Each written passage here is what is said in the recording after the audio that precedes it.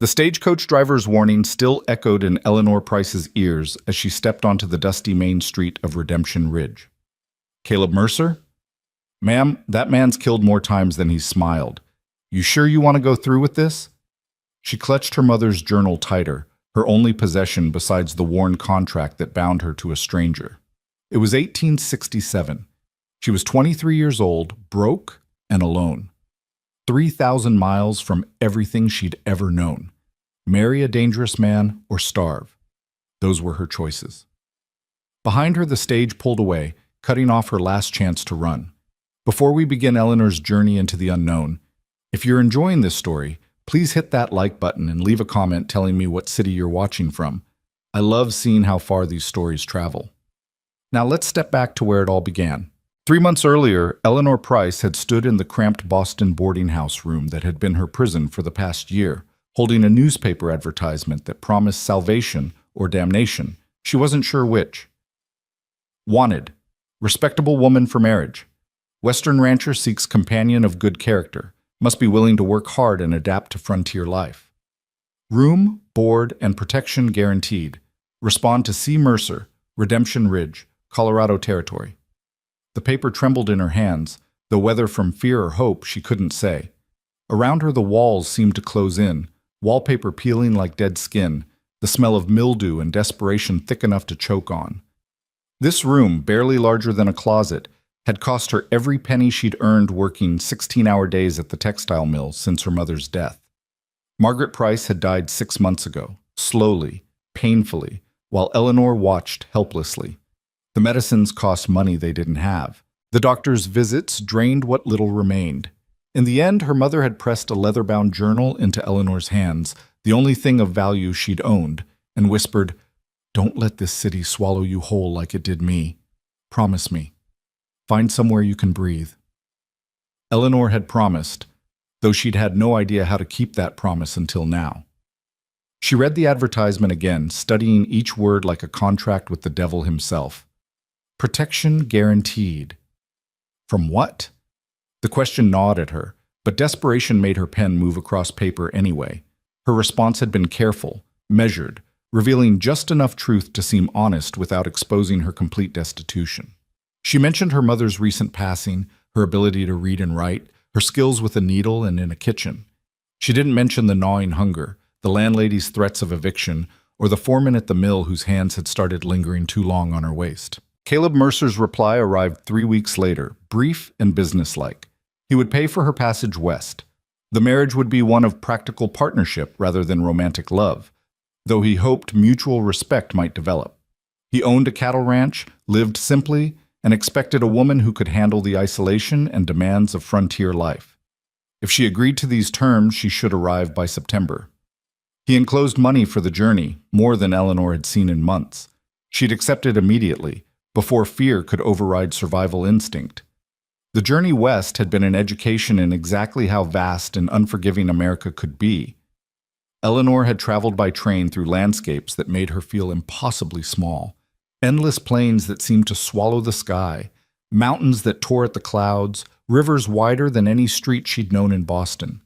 Then the trains had ended, and the real frontier began. The stagecoach to Redemption Ridge carried 6 passengers, each with their own story of desperation or ambition that had driven them west. Eleanor sat wedged between a whiskey drummer and a stern-faced woman traveling to meet her sister. Across from her, 2 prospectors argued about the best routes to the mining camps, while a pale young man who'd introduced himself as a clerk coughed wetly into a handkerchief. The driver, a grizzled man named Hoskins, who looked like he'd been carved from the same rock as the mountains, had studied Eleanor with knowing eyes when she'd boarded. "Where you headed, miss?" he'd asked, though his tone suggested he already knew. "Redemption Ridge. I'm to be married there." "Married, huh?" He'd spat tobacco juice into the dirt. "Who's the unlucky fellow?" "Caleb Mercer." The change in the coach had been immediate and profound. The whiskey drummer had shifted away from her. The prospector's argument had died mid-sentence. Even the sick clerk had looked up, something like pity crossing his features. Hoskins had studied her for a long moment. "You know anything about Mercer, miss?" "I know he's a rancher. I know he needs a wife." "He needs a wife like a wolf needs sheep's clothing. the stern woman had muttered. Hoskins had silenced her with a look before turning back to Eleanor. Ma'am, I feel obliged to tell you, Caleb Mercer's got a reputation in these parts. He's not a sociable man. There's talk. What kind of talk? The driver had exchanged glances with the other passengers, some unspoken communication passing between them. The killing kind. Eleanor's blood had gone cold, but she'd forced her voice to remain steady. The war ended 2 years ago. Lots of men killed during the war. Yes, ma'am, they did. But the war's over, and Mercer, well, let's just say trouble follows him like flies follow a carcass. Last year, 3 men tried to jump his claim. He buried all 3. The year before that, he shot a card cheat in the Redemption Saloon. Man was cheating, sure enough, but Mercer didn't give him a chance to reach for his gun. Just put a bullet through his hand and another through his knee. Told him to crawl back to whatever hole he'd crawled out of. If the man was cheating, I'm not saying Mercer was wrong, miss. I'm saying he's dangerous. There's a difference between a man who'll fight when pressed and a man who's got violence living in his bones. Caleb Mercer's the second kind. The stern woman had leaned forward then, her voice dropping to something almost kind. Child, it's not too late. You can stay in town when we arrive. There are other options. Mrs. Henderson runs a boarding house. She's always looking for help. It wouldn't be easy, but it'd be safer than marrying a man like that. Eleanor had wanted to ask what those other options would pay, whether they'd be enough to keep her fed and housed, whether Mrs. Henderson's boarding house would be any different from the one she'd fled in Boston, but she'd already known the answer. I appreciate your concern, she'd said quietly, but I've made my commitment. The journey had continued in uncomfortable silence after that, broken only by the rattle of wheels and the occasional cough from the clerk. Eleanor had watched the landscape grow rougher, more severe, fewer trees, more rock and scrub, the sky so vast it seemed to press down like a weight. She'd pulled out her mother's journal, running her fingers over the worn leather. Inside, her mother's handwriting chronicled 20 years of life in Boston. The hopes she'd had when she'd arrived from Ireland, the slow erosion of those hopes, the quiet desperation of survival in a city that ground people down to nothing. On one of the last pages, her mother had written, Eleanor is braver than she knows. I see her father's strength in her, that stubborn refusal to surrender even when surrendering would be easier. I pray she uses that strength to find a better life than I did. I pray she doesn't let fear make her choices. Eleanor had closed the journal, blinking back tears. Fear was making her choices now. Fear of starvation, of ending up like her mother, of the mill foreman's wandering hands. But maybe fear was just another kind of strength, the will to survive by any means necessary. The stagecoach had stopped for the night at a way station, little more than a crude building surrounded by a corral and a few scraggly trees. The passengers had eaten a meal of salt pork and beans, while the station keeper, a toothless old man, had regaled them with stories of Indian raids and bandit attacks. You're lucky you got Hoskins driving, he'd said, gesturing with a fork. He knows this country, knows which routes are safe and which ones will get you scalped or robbed. The whiskey drummer had used the opportunity to sell some of his wares to the station keeper, his pitch smooth and practiced. Eleanor had watched him work, marveling at how easily some people moved through the world, always finding an angle, always landing on their feet. That night, sleeping on a hard wooden bunk in a room she shared with the stern woman, Eleanor had dreamed of her mother. In the dream, Margaret Price had been young and healthy, the way she must have looked when she'd first arrived in Boston full of hope. She'd smiled at Eleanor and said, Sometimes the only way forward is through fear, not around it. Eleanor had woken before dawn, those words still echoing in her mind. The final day of travel had been the longest. The coach climbed into rougher country, following a road that was barely more than ruts carved into rock. Twice they'd had to stop while Hoskins and the prospectors cleared fallen rocks from the path. The air grew thinner, colder, carrying the scent of pine and something wild that Eleanor couldn't name. As the sun began its descent toward the mountains, Redemption Ridge finally appeared, a collection of wooden buildings huddled in a valley like survivors of a shipwreck. From a distance, it looked both more and less than Eleanor had imagined. More real, certainly. She could see smoke rising from chimneys, horses tied to hitching posts, the shapes of people moving through the streets. but less substantial too, as though a strong wind might scatter it all like leaves. "Welcome to the end of the earth," Hoskins had announced as the coach began its descent. "Such as it is." The stern woman had touched Eleanor's hand. "It's not too late," she'd said one final time. But it was. Eleanor knew that as surely as she knew her own name. The moment she'd spent Caleb Mercer's money to travel west, she'd committed herself. To turn back now would be both impossible and unthinkable. The coach had rattled into town just as the sun touched the mountain peaks, painting everything in shades of gold and amber. Eleanor had her first real look at the place that was to be her home. A main street of packed dirt, buildings that looked like they'd been thrown together in a hurry and might fall apart just as quickly. Men in dusty clothes and women in faded dresses. It looked nothing like Boston. It looked exactly like the fresh start she'd been desperate for. The coach had lurched to a stop in front of a building with a hand-painted sign reading General Store and Post Office. Hoskins had climbed down and opened the door, offering Eleanor his hand. "You sure about this, miss?" he'd asked one final time. Eleanor had taken a deep breath, tasting dust and pine and possibility. "I'm sure." She'd stepped down onto the street, her legs shaky from days of travel, her dress rumpled and stained with road dust. Around her, the other passengers had disembarked, claiming their luggage and heading off to their various destinations. The stern woman had given Eleanor one last pitying look before hurrying away. Eleanor had stood alone on the street, clutching her single small trunk and her mother's journal, scanning the faces of the men gathered near the coach. Which one was Caleb Mercer? The tall man with the sheriff's star, the older gentleman in the suit examining the new arrivals, the young cowboy leaning against a post, watching her with open curiosity? None of them moved toward her. Hoskins had retrieved her trunk, setting it beside her with a grunt. "You want? I can ask around, find out where Mercer might be." "Thank you, but I can—" "Eleanor Price?" The voice had come from behind her, low and rough like wind over stone.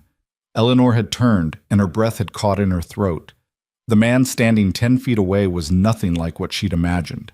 Tall, well over 6 feet, with shoulders broad enough to block the fading sunlight. He wore dark pants, a shirt that might have been blue once but had faded to something closer to gray, and a leather vest that had seen hard use.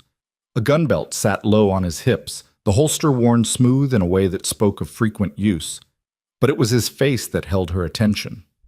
Weathered, hard, with a jaw that looked carved from granite, and eyes that were an unsettling shade of pale blue. Like ice, Eleanor thought, or a winter sky just before a storm. A scar ran from his left eyebrow to his cheekbone, thin and white against his sun-darkened skin. His hair was dark brown, touched with gray at the temples, despite him looking only in his mid-30s. This was a man who'd seen violence and dealt it out in return. This was the kind of man mothers warned their daughters about. This was Caleb Mercer. "I'm Eleanor Price," she'd managed, proud that her voice barely trembled. He'd studied her for a long moment, those cold eyes taking in every detail. Her worn dress, her nervous hands clutching the journal, the fear she was trying so hard to hide. When he finally spoke again, his voice was flat, almost emotionless. "The stage is running late. I expected you an hour ago." Not welcome or "I'm pleased to meet you," or even a simple greeting, just a statement of fact, delivered without warmth.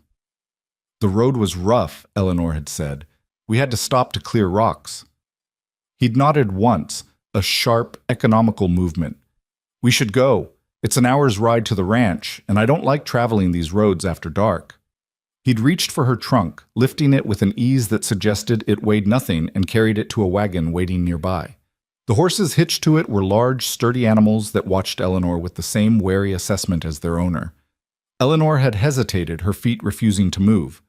This was it, the moment of choice. She could still refuse, could still turn to Hoskins and beg for help finding that boarding house the woman had mentioned. She could still run. But run where? Back to Boston and the mill and the landlady's threats?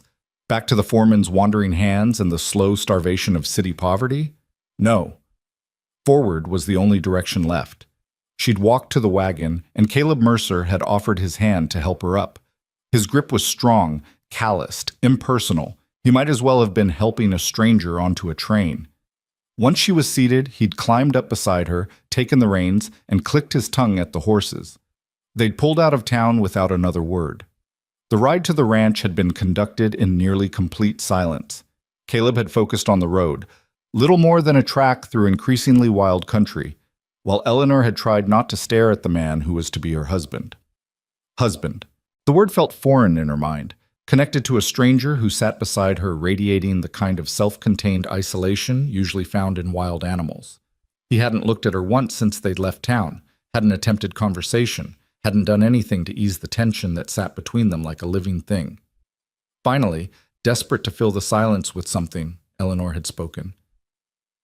The town seems prosperous. It's getting there. Gold rush brought people. Cattle industry keeps them. How long have you been here? 7 years. And your ranch will be there soon. The words were clipped, final, closing off further questions. Eleanor had lapsed back into silence, watching the landscape grow wilder as they climbed into hill country. The sun disappeared behind the mountains, and shadows stretched long across the trail. The temperature dropped sharply, and Eleanor had pulled her thin shawl tighter, shivering. Without a word, Caleb had reached behind the seat and produced a heavy blanket, handing it to her. The gesture might have been kind if it hadn't felt so perfunctory, like tending to livestock. "Thank you," Eleanor had murmured. He'd nodded once and returned his attention to the road.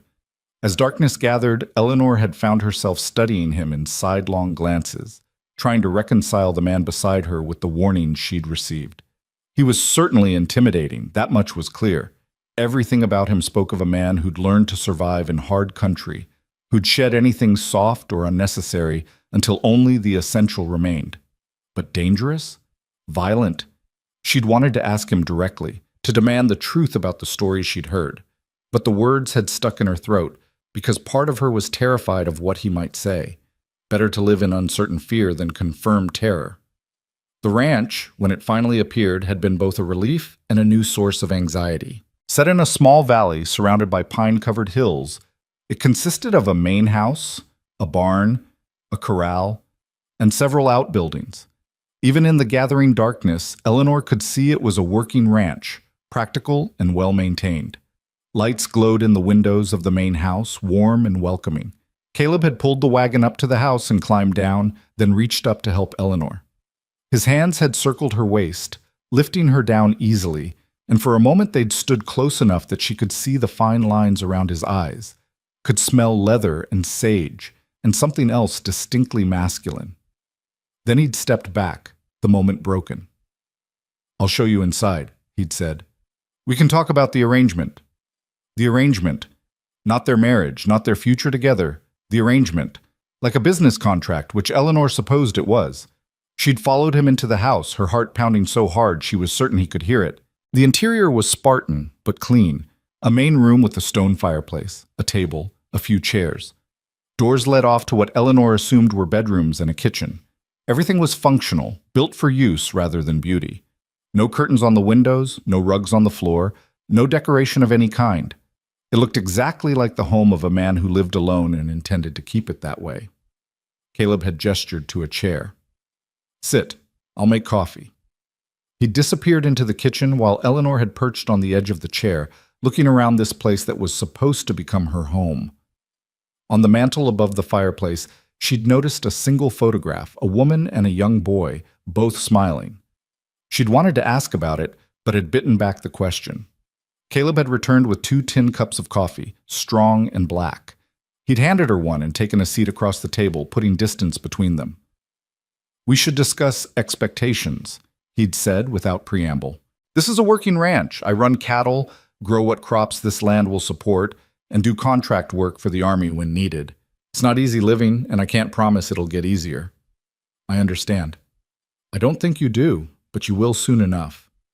He'd taken a sip of coffee, his eyes never leaving her face. "I need someone who can manage a household, who can handle herself when I'm away, who won't fall apart when things get hard. Can you do that?" Eleanor had lifted her chin. "I managed a household in Boston after my mother became ill. I worked in a textile mill 16 hours a day, 6 days a week. I traveled 3,000 miles alone to get here. I don't fall apart easily, Mr. Mercer." Something that might have been approval had flickered in his eyes. Good. You'll need that stubbornness out here.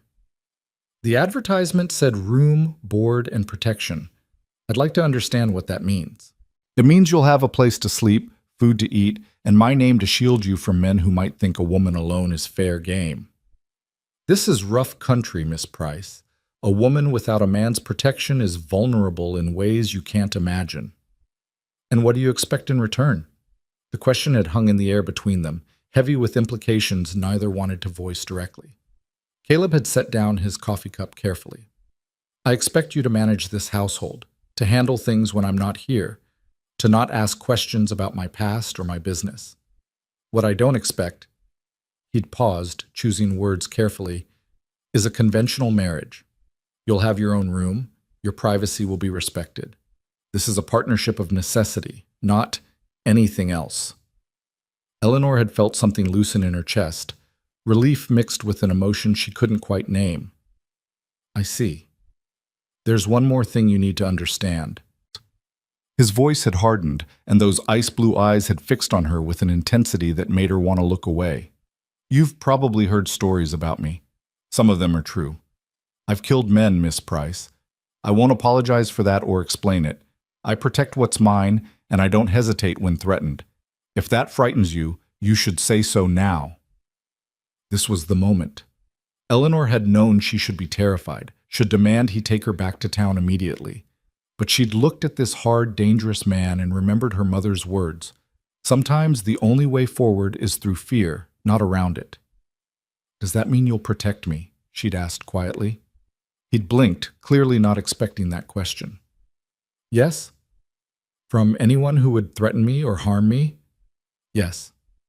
Then I'm not frightened, Mr. Mercer. I'm grateful. They'd stared at each other across the table, and Eleanor had seen something shift in his expression. Surprise, perhaps, or reassessment. We should formalize this, he'd said finally, standing.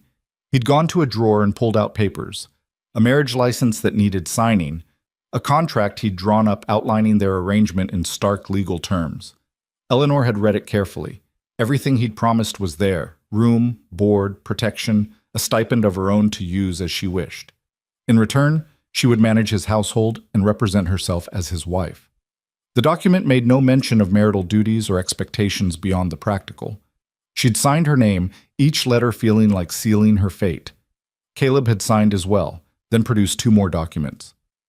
These need to go to the territorial registry.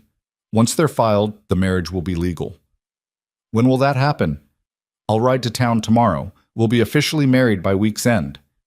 Such a strange, cold way to speak of marriage. But then, this was a strange, cold arrangement. Caleb had shown her to a small bedroom, clean, furnished with a bed, dresser, and washstand, but as impersonal as everything else in the house. This is yours, he'd said. I'm across the hall if you need anything. Then he'd left her alone.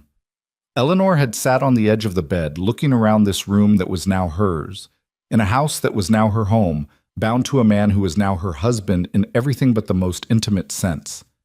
She should have felt relief. Instead, she'd felt only a strange numbness, as though she'd traded one prison for another, a larger one, certainly, with better bars, but a prison nonetheless. From her trunk, she'd pulled out her mother's journal, opening it to that final entry. Eleanor is braver than she knows. Was this bravery? Or just another form of surrender? She hadn't known then. Sitting in that small bedroom on her first night in Caleb Mercer's house, listening to him move around in the room across the hall, Eleanor had wondered if she'd ever know. Had she chosen survival, or had survival chosen her? Was there even a difference? Outside, the wind picked up, rattling the windows and making the house creak. It was a lonely sound, vast and empty, exactly like the landscape that surrounded this small outpost of human habitation. Eleanor had lain down fully clothed, too exhausted and overwhelmed to change into her nightdress, and stared at the ceiling. Somewhere in the house, a door closed. Footsteps moved past her room, then faded. She'd thought she wouldn't sleep, but exhaustion finally claimed her. Her last waking thought was of her mother, wondering if Margaret Price would have approved of this choice or wept for it.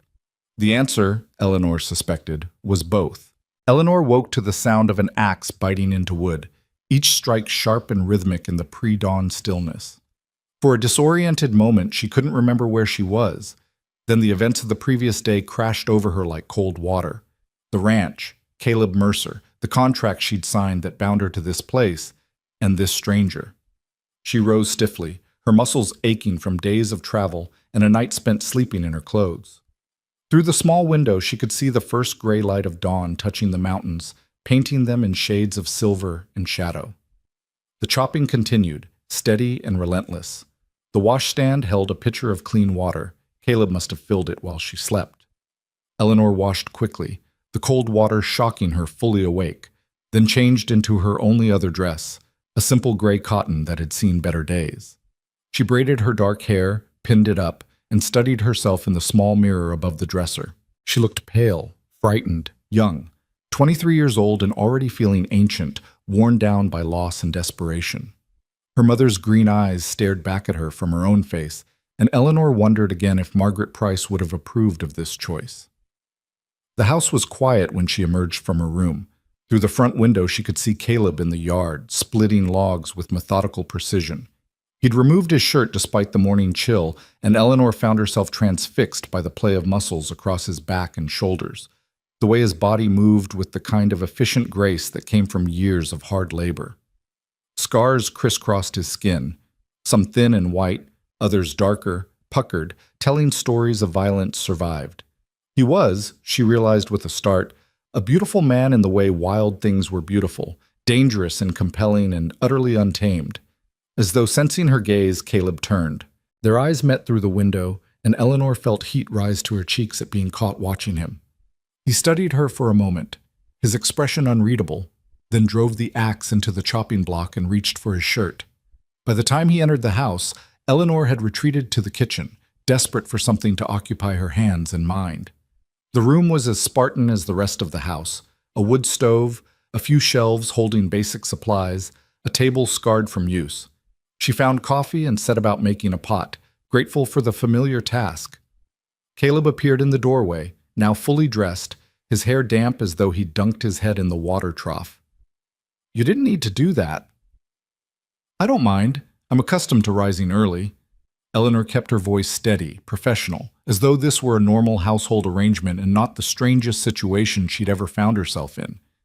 He crossed to a cabinet and pulled out a frying pan. "Can you cook?" "Yes. Nothing fancy, but I can manage basic meals." "Good. I can cook enough to keep from starving, but I won't pretend to have any skill at it." He set the pan on the stove, then retrieved eggs and bacon from the cold box. "I'll show you where everything is, how things work around here. Then I need to ride out to check the herd." They worked in awkward silence, preparing breakfast together in the small kitchen. Eleanor found herself hyper-aware of his presence, the way he moved, the rough texture of his voice when he spoke, the careful distance he maintained between them. He was trying, she realized, to put her at ease, though his methods were as rough and unpracticed as everything else about him. When they sat down to eat, Caleb outlined her days with the same methodical precision he'd applied to splitting wood. The chickens needed tending, the garden required watering, the house needed managing. There was a root cellar stocked with supplies, a smokehouse for preserving meat, a spring house that kept things cool. He would handle the heavy labor, the cattle, the horses, repairs and maintenance, but the domestic sphere would be her domain. "I'm usually gone from dawn until dusk," he said, sopping up egg yolk with a piece of bread. "Sometimes longer if I'm working the far pastures or dealing with the cattle. You'll be alone most days." "I'm not afraid of solitude, Mr. Mercer." "Caleb." The correction was quiet but firm. "If we're going to live as husband and wife, even in name only, we should use given names." "Caleb, then." The name felt strange on her tongue, too intimate for someone who was still essentially a stranger. "And you should call me Eleanor." He nodded, a flash of something, approval perhaps, crossing his face. "There's a rifle above the mantel. Do you know how to shoot?" The question caught her off guard. "No." "I'll teach you. Out here, everyone needs to know how to defend themselves." He stood, gathering the plates. "Bears sometimes come down from the mountains. Wolves, too, though they usually avoid humans, and there are men who are more dangerous than any animal." There it was again, that hint of violence, the suggestion that danger was never far away. Eleanor wanted to ask what kind of men he meant, whether they were a real threat or just a possibility he guarded against. But the question died in her throat because part of her didn't want to know, didn't want to confront the reality of just how isolated and vulnerable she was out here. Caleb must have seen something in her expression because his voice softened slightly. I don't mean to frighten you, but you need to understand what life here entails. This isn't Boston. The nearest neighbor is 5 miles away. The town is an hour's ride.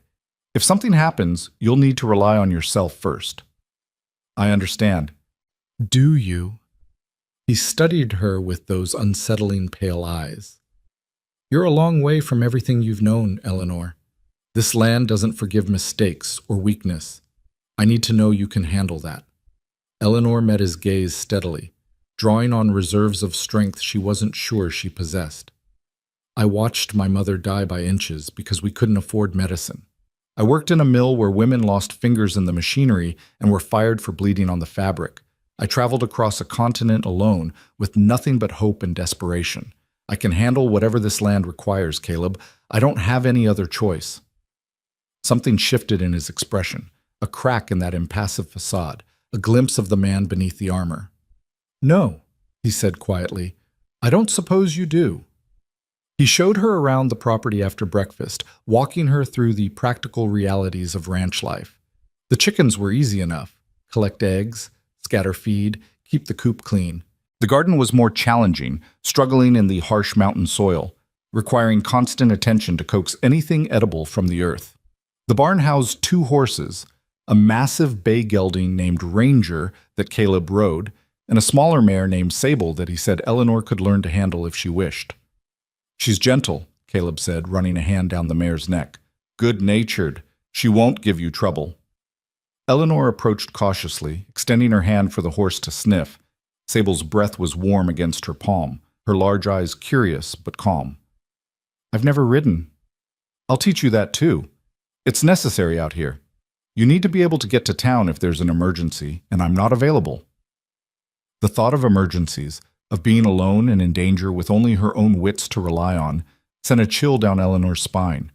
But she nodded, adding it to the growing list of skills she would need to acquire to survive in this new life. They walked the property boundaries, Caleb pointing out landmarks and explaining the lay of the land. His ranch encompassed several hundred acres of valley and hill country, he told her, with good water and grazing for his cattle. He ran about 200 head, selling to the army and to the mining camps, supplementing that income with occasional work as a tracker or guide. You track for the army? Eleanor asked. Sometimes, when they need someone who knows the country. His voice was carefully neutral, but Eleanor sensed there was more to it than that. Is that dangerous work? All work out here has an element of danger. He glanced at her, those ice blue eyes unreadable. You're thinking about what the stage driver told you, about my reputation. It wasn't a question, and Eleanor saw no point in denying it. People seemed concerned when I mentioned your name. Caleb stopped walking, turning to face her fully. Around them, the morning was crisp and clear, the mountains standing sentinel against a sky so blue it hurt to look at. I told you last night, some of those stories are true. I've killed men. I won't apologize for it or dress it up pretty for your comfort. I'm not asking you to apologize. I'm trying to understand what kind of man I've bound myself to. A careful one. A prepared one. His jaw tightened. During the war, I learned that hesitation gets you killed, that mercy is a luxury you can't afford when survival is at stake. I came out here to leave that behind, to build something instead of just destroying. But the lesson stayed with me. I protect what's mine, Eleanor. Always. And I don't give second chances to people who prove themselves threats. Eleanor absorbed this, trying to reconcile the controlled, methodical man before her with the violence he described so matter-of-factly. The men you killed, were they threatening you? Every one of them. Reed Callahan and his brothers tried to run me off my land, said I had no right to claim it. I gave them chances to walk away. They didn't take them. His voice was flat, emotionless, recounting facts rather than defending actions. The card cheat in town pulled a derringer on me when I called him out. I was faster. And the 3 who jumped my claim last year came armed in the night, planning to kill me in my sleep. I heard them coming. And the sheriff knows I acted in self-defense every time. I don't seek out violence, Eleanor, but I don't run from it either." They stood in silence, the weight of his words settling between them. Eleanor tried to imagine what it must be like to live with such constant vigilance, to see threats in every shadow, to know that survival depended on being faster, harder, more willing to do violence than your enemies. "You said you protect what's yours," she said finally. "Does that include me now?" Caleb's expression softened almost imperceptibly. "Yes. From the moment you signed that contract, you became my responsibility. Anyone who tries to harm you will answer to me."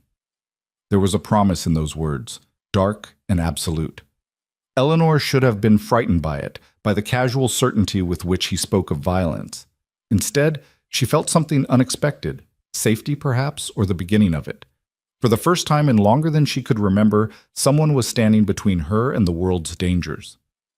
"I should get to work," Caleb said, breaking the moment. "There's meat in the smokehouse, vegetables in the root cellar. Fix whatever you like for supper. I'll be back before dark." He retrieved Ranger from the barn, swinging into the saddle with practiced ease, and rode out without looking back. Eleanor watched him go, the stranger who was now her husband, and wondered if she would ever truly understand him. The days developed a rhythm quickly. Eleanor rose with the sun, tended to her domestic tasks, and tried not to count the hours until Caleb returned. He was gone most of each day, returning tired and dusty as evening fell. They ate together in near silence, exchanged basic information about their respective days, then retreated to their separate rooms. It was, Eleanor thought, like living with a ghost, sharing space with someone who was present but not truly there, whose life brushed against hers without ever truly connecting. But slowly, almost imperceptibly, things began to shift. It started small. The third morning, Eleanor found fresh milk waiting in the spring house. Caleb had milked the cow before dawn. The fourth day, he returned from town with fabric and thread, setting them on the table without explanation. When Eleanor looked at him questioningly, he'd simply said, "Your dresses are worn. You should have proper clothes." A week into her residence, she woke to find he'd repaired the loose board on the porch that she'd mentioned in passing. 2 days after that, a small bookshelf appeared in the main room, stocked with volumes he must have purchased or traded for in town. Novels, poetry, history. "I noticed you reading your mother's journal," he'd said when she'd thanked him. "Thought you might like something new." Eleanor had been so moved she'd barely managed a coherent response. In Boston, books had been a luxury she couldn't afford. Here, in this rough frontier house, Caleb Mercer had provided them without being asked, recognizing a need she hadn't voiced. She began to notice other things about him, too. The way he was unfailingly gentle with the animals, patient with the horses, and calm with the cattle in a way that contrasted sharply with his treatment of humans. The meticulous care he took with his tools and equipment, cleaning and maintaining everything with the same methodical precision he applied to all his work. The fact that he never raised his voice, never showed anger or frustration even when things went wrong. He was a man of rigid self-control, Eleanor realized. Whatever violence lived in him, he kept it leashed with iron discipline. She learned his routines, his habits. He rose before dawn and split wood while the world was still dark, a ritual that seemed to serve as meditation as much as practical purpose. He checked the perimeter of the property every morning, looking for signs of predators or intruders. He spent hours in the barn working with his tools, making repairs, preparing for seasons to come. And every evening, before retiring, he checked and cleaned his weapons, rifle, shotgun, pistol, with the same careful attention a priest might give to sacred objects. Eleanor asked him about it one night 2 weeks into her residence. "Why do you check them every day? Surely once a week would be sufficient." Caleb had looked up from where he was oiling the rifle's mechanism. "During the war, I saw men die because their weapons misfired at critical moments. Dirty barrel, damaged firing pin, things that could have been prevented with proper maintenance. I made a promise then, my weapons would never fail when I needed them. Do you expect to need them?" "I hope not. But hope isn't a survival strategy." He'd set down the rifle and picked up his pistol, checking the cylinder with practiced efficiency. Out here, being prepared is the difference between living and dying. I intend to keep living. Is that why you want to teach me to shoot? Partly. Also because you should be able to protect yourself if I'm not here. The world isn't kind to helpless women, Eleanor. She'd bristled at that. I'm not helpless. No, he'd agreed, surprising her. You're not. But you're untrained, which is almost as dangerous. Strength without skill is just liability. The shooting lessons began the following day. Caleb set up targets in a clearing beyond the barn and showed Eleanor how to hold the rifle, how to sight along the barrel, how to account for wind and distance. His teaching style was patient but exacting. He corrected her stance, her grip, her breathing with quiet precision until she could group shots tolerably well. You're a natural, he'd said after her first week of practice. Good eye, steady hands. Keep practicing and you'll be better than competent. The praise, sparse as it was, had warmed Eleanor more than she wanted to admit. In Caleb's world of careful economy, such words carried weight. She began cooking more elaborate meals, using the supplies in the root cellar to create dishes that went beyond mere sustenance. Caleb never commented directly, but she noticed he ate everything she prepared, and sometimes she caught something that might have been appreciation crossing his face. One evening, nearly 3 weeks after her arrival, Eleanor made an apple pie using fruit from the gnarled trees behind the house.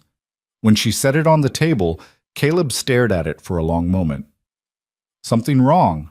Eleanor asked. No, I haven't had pie in 7 years. His voice was rough, and when he looked up at her, something in his expression made Eleanor's breath catch. My mother used to make apple pie before the war. It was the first time he'd mentioned family, the first crack in his armor of self-sufficiency. Eleanor sat down across from him, suddenly desperate to know more about this man who guarded his past so carefully. Where's your mother now? Dead. My father, too. They had a farm in Missouri. Burned during the war, whether by Union soldiers or Confederate raiders, I never found out. They died in the fire.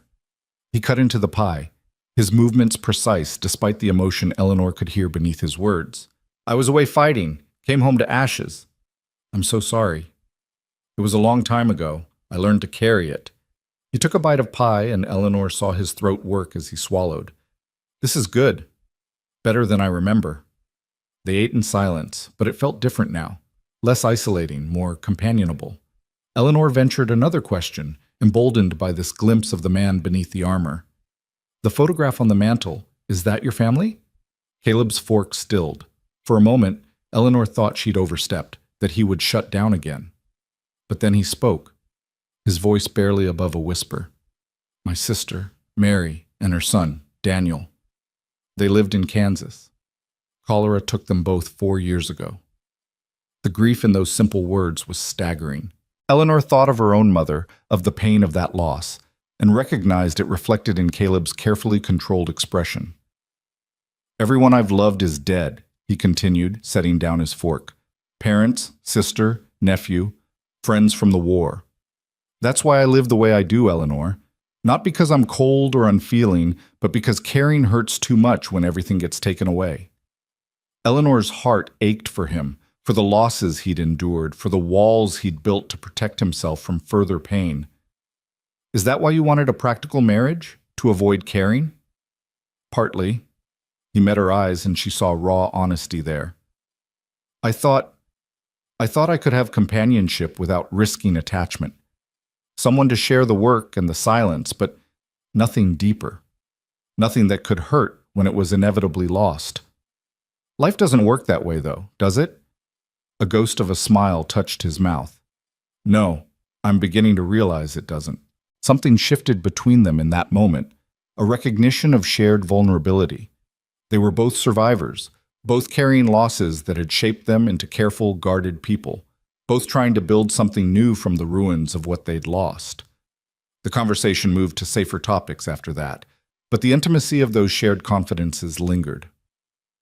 When Eleanor retired that night, she found herself thinking not of the dangerous man she'd been warned about, but of the grieving, lonely person beneath that hard exterior. The following week, a rancher named Thomas Garrett rode up to the house while Caleb was out with the herd. Eleanor was in the garden, and she heard the horse before she saw it, heavy hoofbeats approaching fast. Garrett was a large man, florid-faced and loud, with eyes that took in Eleanor's figure with an appreciation that made her skin crawl. "Well now," he said, not bothering to dismount. "You must be Mercer's mail-order bride. Heard he'd sent for one." Eleanor straightened, wiping dirt from her hands. "I'm Mrs. Mercer. Can I help you?" "Mrs. Mercer," he repeated, grinning. "Fancy title for someone purchased like cattle. Where's your husband?" "Out with the herd. He should return this evening." "Shame. I wanted to discuss selling me some of his stock." Garrett's eyes raked over her again. "Though the view here ain't bad. Tell me, darling, how much did you cost him? I might be in the market for a woman myself." Rage flared hot in Eleanor's chest. "I'm not for sale, Mr. Garrett, and if you have business with my husband, you can wait in town for him or come back another time. You're not welcome here." Garrett's expression darkened. "Mighty high-toned for a whore with a marriage license. Maybe I should teach you some manners." The distinctive sound of a rifle being cocked cut him off. Eleanor turned to see Caleb standing 30 feet away, his rifle leveled at Garrett's chest. He must have approached from the far side of the house, silent as a ghost. "You were leaving, Garrett." Caleb's voice was flat, devoid of emotion, which somehow made it more terrifying. "And you won't be coming back." Garrett's hand moved toward the pistol at his hip, then stopped when Caleb's finger tightened visibly on the trigger. "Now, Mercer, I didn't mean anything." "Yes, you did. You came onto my property, insulted my wife, and threatened her. Those are 3 mistakes, Garrett. Most men don't get to make even one with me." Caleb took 3 steps forward, the rifle never wavering. "Ride out now. If I see you near my land or my wife again, I'll kill you. That's not a threat. It's a promise." The air crackled with violence barely restrained. Eleanor could see the calculation in Garrett's eyes, weighing his pride against his survival. Survival won. "This ain't over, Mercer," Garrett said, trying to salvage some dignity as he wheeled his horse around. "Yes, it is. Yes, it—" Caleb's voice followed him as he rode away. "Touch what's mine and you die. Spread that message to anyone else who might be confused about it." They watched until Garrett disappeared over the ridge. Then Caleb finally lowered the rifle. His hands, Eleanor noticed, were perfectly steady, no tremor, no sign of the adrenaline that was making her own limbs shake. "Are you all right?" he asked, turning to her. "Yes. He was crude and insulting, but he didn't touch me. He was thinking about it. I could see it in his eyes." Caleb's jaw tightened. "He won't be back, but there may be others. Word's gotten around that I have a wife now. Some men will see that as opportunity." "Opportunity for what?" "To test me, to see if marriage has made me soft." His eyes met hers, and Eleanor saw cold fury there, banked but burning. "To try to take what's mine." There was possession in his voice, but also protection. Eleanor realized she should probably object to being referred to as something owned, but in that moment she couldn't find it in herself to care.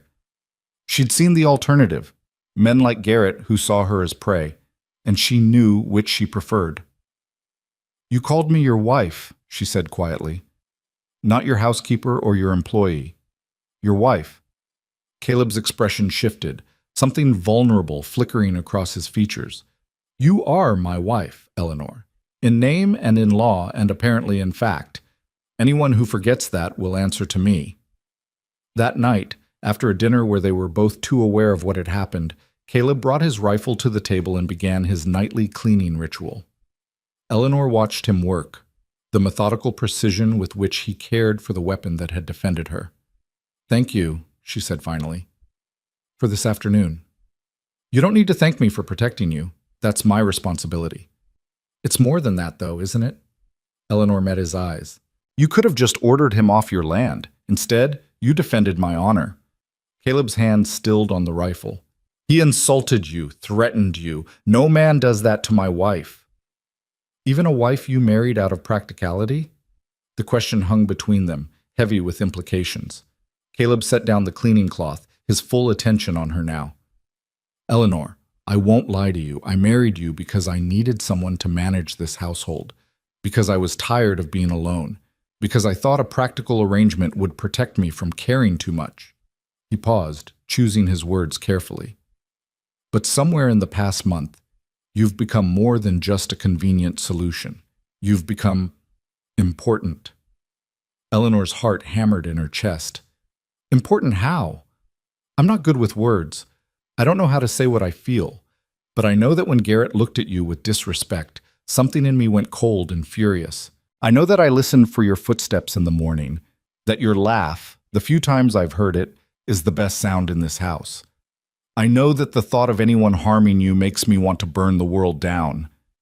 He stood abruptly, as though the words had cost him something. I'm going to check the perimeter, lock the door behind me. He left before Eleanor could respond, leaving her alone with her racing thoughts and the echo of his confession. She sat in the quiet house, processing what had just happened, what had shifted between them. Caleb Mercer was falling for her. And if she was honest with herself, she was falling for him too. This hard, dangerous, damaged man who was trying so hard to protect her from everything, including himself. When he returned an hour later, Eleanor was waiting. She'd made tea and she handed him a cup as he came through the door. I need to tell you something, she said, her courage nearly failing. I came here because I had no choice. I was desperate, terrified, alone. But I'm not staying out of desperation anymore, Caleb. I'm staying because I choose to, because you make me feel safe in a way I've never felt before. Because you see me as someone worth protecting, worth defending, worth everything, Caleb finished quietly. He set down the tea, his eyes locked on hers. You're worth everything, Eleanor. That scares me more than any violence I've ever faced. They stood in the flickering lamplight, the space between them charged with possibility and fear, and the beginning of something neither had planned for but both desperately needed. Eleanor took a step closer. I'm scared too, but I'm tired of making all my choices out of fear. Caleb's hand rose, hovering near her face, as though afraid to touch her. When Eleanor didn't pull away, he gently cupped her cheek, his calloused palm warm against her skin. I don't know how to be gentle, he whispered. I don't know how to love without losing everything. Then we'll learn together. Eleanor covered his hand with her own. We've both lost so much, Caleb. Maybe it's time we tried to build something instead. He pulled her into his arms then, holding her with a fierce tenderness that made Eleanor's eyes sting with tears.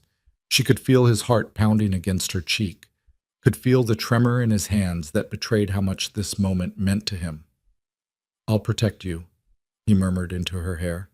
From everything and everyone. I swear it. I know, Eleanor whispered back. That's why I'm not afraid anymore. It wasn't entirely true. Fear still lurked at the edges of her consciousness, warnings about the violence she'd been told he was capable of, doubts about whether this fragile connection could survive the harshness of their world.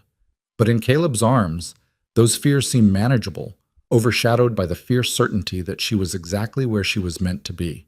They stood together in the quiet house, two damaged people finding unexpected solace in each other. And Eleanor realized that survival wasn't just about enduring anymore. It was about choosing to live, to risk, to build something beautiful from the ashes of loss. Outside, the wind whispered through the pines, carrying the promise of coming winter. But inside, something warm and fragile and precious was beginning to grow, something neither of them had dared hope for when they'd signed that practical contract, something that looked remarkably like love. The warmth between them grew as autumn deepened into the kind of cold that bit through layers of wool and made the mountains gleam white against impossibly blue skies. Eleanor had been at the ranch for 2 months when she noticed the first signs that something had changed in Caleb beyond their growing affection for each other. He grew more watchful, his eyes constantly scanning the horizon, his hand never far from his pistol, even when doing mundane tasks around the property. What's wrong? Eleanor asked one morning as she watched him check the rifle yet again, though he'd cleaned it thoroughly the night before. Caleb's jaw tightened. Probably nothing. Just a feeling. What kind of feeling? He was quiet for a long moment, his fingers running over the rifle's barrel with absent precision. The kind that's kept me alive this long. Someone's been watching the property. I found tracks near the North Ridge, boot prints that don't belong to any of our neighbors. Whoever it is, they're being careful to stay out of sight. Fear coiled in Eleanor's stomach. Should we report it to the sheriff? And tell him what? That I found some tracks? He'd say, "It's hunters passing through. Tell me not to worry." Caleb set the rifle aside, his pale eyes meeting hers. "I'm not worried, Eleanor. I'm prepared. There's a difference." But Eleanor could see the tension in his shoulders, the way his attention fragmented even during their meals together, always listening for sounds that didn't belong. Whatever instinct was warning him, it was strong enough that he trusted it completely. The first cattle went missing 3 days later. Caleb discovered it during his morning check of the herd, returning to the house with his face carved from stone, fury radiating from him like heat from a forge. 5 head gone, cut from the herd deliberately, driven off to the northwest. Rustlers? Eleanor's hand went to her throat. Maybe, or someone sending a message. Email bullshit. He was already gathering supplies, checking ammunition, his movements sharp and efficient. "I'm going after them. I want you to stay in the house, keep the rifle close, and don't open the door for anyone but me. Understand?" "Caleb, maybe you should wait. Get help from town. By the time I ride to town and back, the trail will be cold, and those cattle will be gone forever." His voice was hard, clipped, but when he crossed to her, his hands were gentle on her shoulders. "I'll be fine, Eleanor.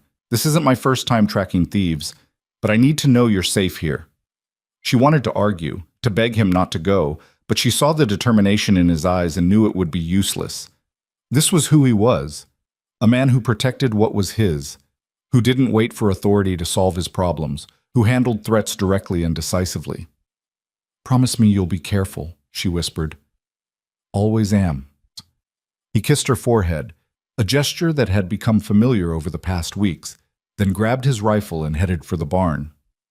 Eleanor watched from the window as he rode out on Ranger, following tracks only he could see, and felt dread settle over her like a shroud. The house seemed too quiet once he was gone, every creak and whisper of wind against the windows making her jump. She kept the rifle within reach as she went about her tasks, checking the doors repeatedly, her ears straining for any sound that didn't belong. He returned just before dusk, empty-handed and grim-faced. The cattle were gone, driven across the creek where the tracks disappeared into rocky ground. Whoever had taken them knew the country well enough to cover their trail. "This wasn't random," Caleb said as Eleanor served dinner, though neither of them had much appetite. "The cattle were cut from the herd too expertly, driven off by someone who knows ranching. And the tracks, I recognized the boot pattern. I've seen it before." "Where?" His hands clenched on the table. "Reed Callahan. He's got a small spread about 15 miles north. We've had history." The name meant nothing to Eleanor, but the way Caleb said it, with barely controlled rage, made her pulse quicken. "What kind of history?" "The Callahans were among the men who tried to run me off my land when I first claimed it. Reed and his 2 brothers, Seth and James. I gave them a chance to walk away. They chose violence instead." Caleb's voice was flat, emotionless, but his eyes burned. "I killed James.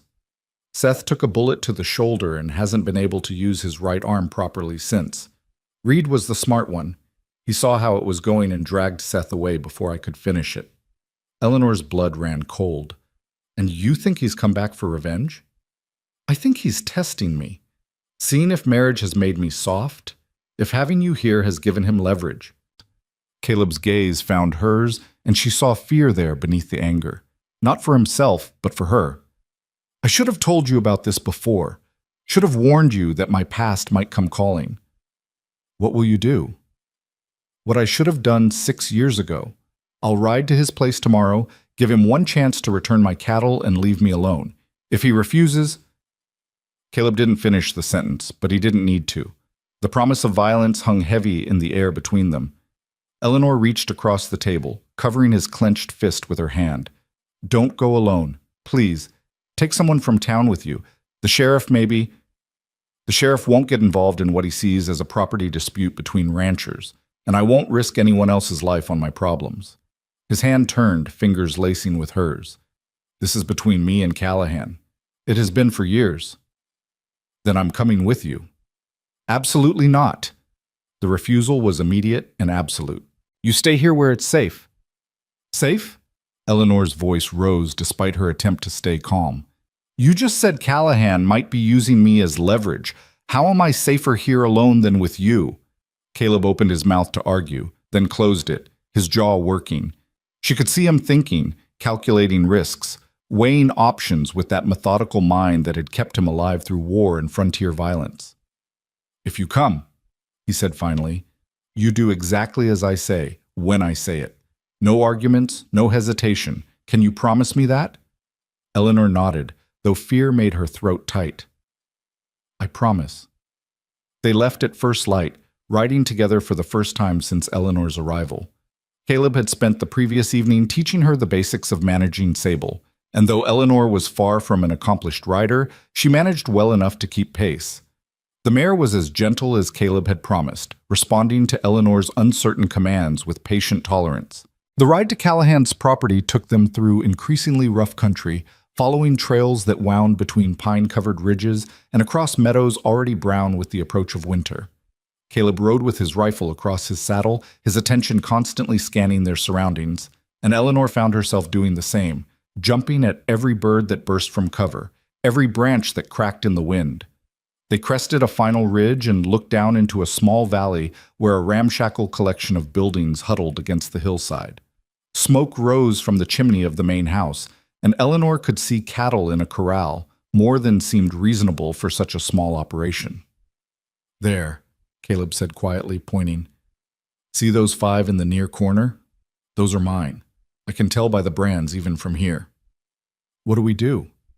We ride down, I confront Callahan, and we see if he's smart enough to make this easy. But the tension in Caleb's voice suggested he didn't expect easy. They descended into the valley, and Eleanor's heart hammered so hard she thought it might crack her ribs. As they approached the house, a man emerged, tall, lean, with dark hair and a face that might have been handsome if not for the cruelty in his eyes and the cruel set of his mouth. Reed Callahan, Eleanor thought. It had to be.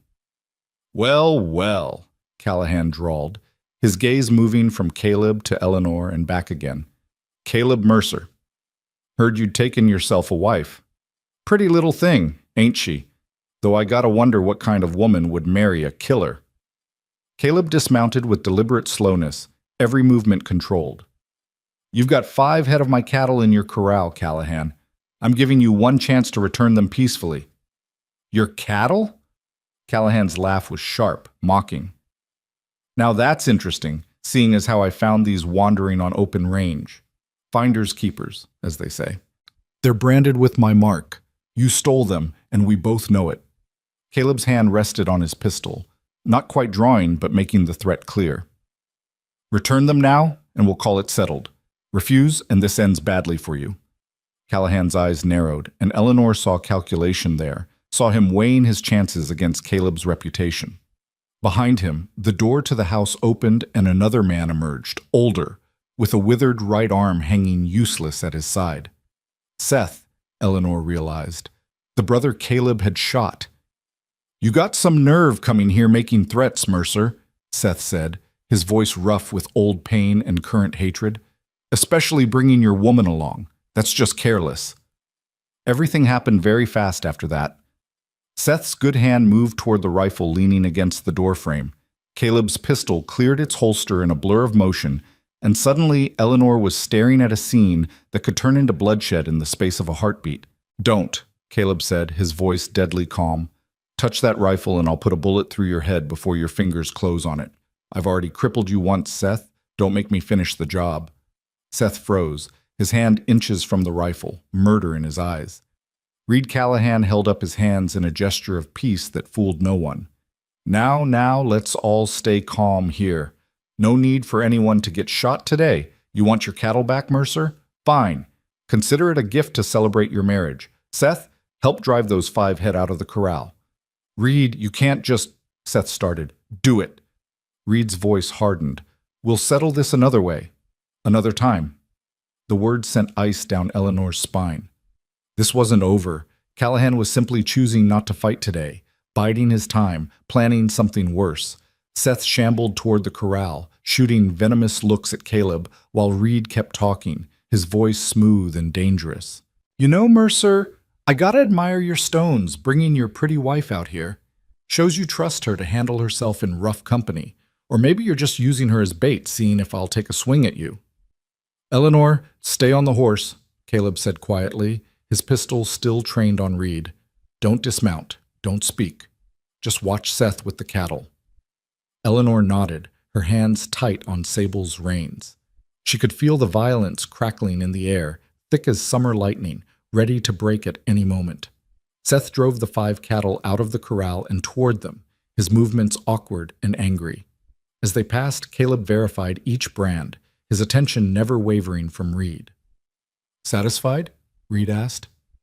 Got your property back. Now maybe you'll ride out and leave us in peace. This doesn't end here, Callahan. We both know it.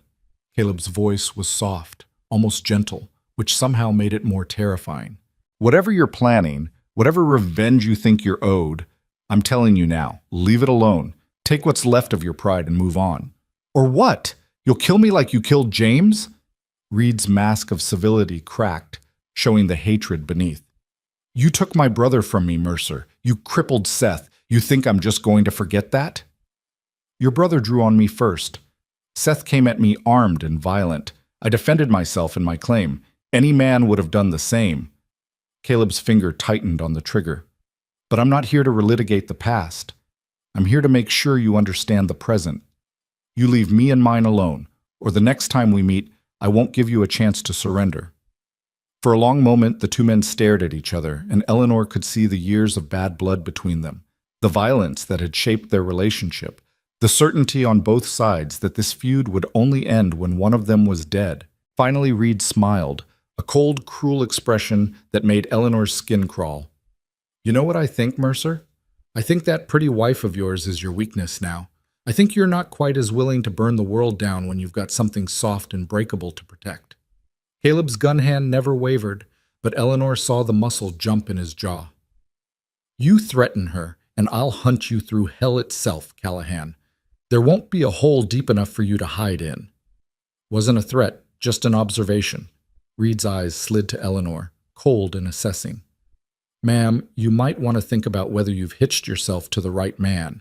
Mercer here has a habit of getting people killed. Let's go, Caleb said to Eleanor, his voice tight with controlled fury. Drive the cattle ahead of us, nice and slow. Eleanor urged Sable forward, pushing the 5 head ahead of her while her heart raced and her hands shook on the reins. Behind her, she could hear Caleb backing Ranger away, could feel the weight of Reed and Seth Callahan's hatred following them like a physical force. They made it to the ridge before Eleanor allowed herself to look back. The Callahan brothers stood in front of their house, watching them go, and even from a distance, Eleanor could feel the menace radiating from them. He's going to come after us, she said quietly. I know. Caleb's voice was grim.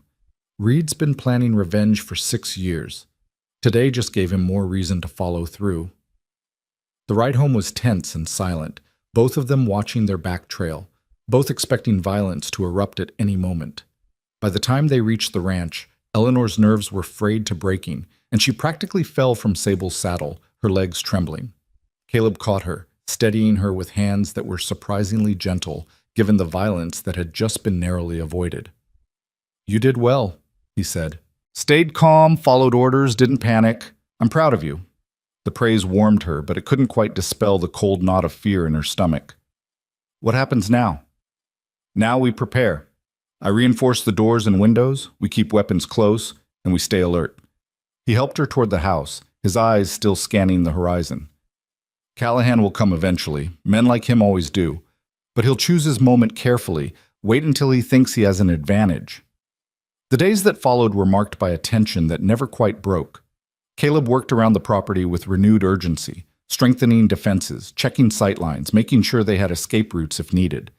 He taught Eleanor to shoot with deadly seriousness now, no longer patient instruction but urgent drilling, making her practice until she could hit targets consistently, even with her hands shaking. If they come, he told her one evening as they sat cleaning weapons together, and I go down, you take Sable and ride for town. Don't stop, don't look back, don't try to help me, just run. Promise me. Eleanor's throat tightened.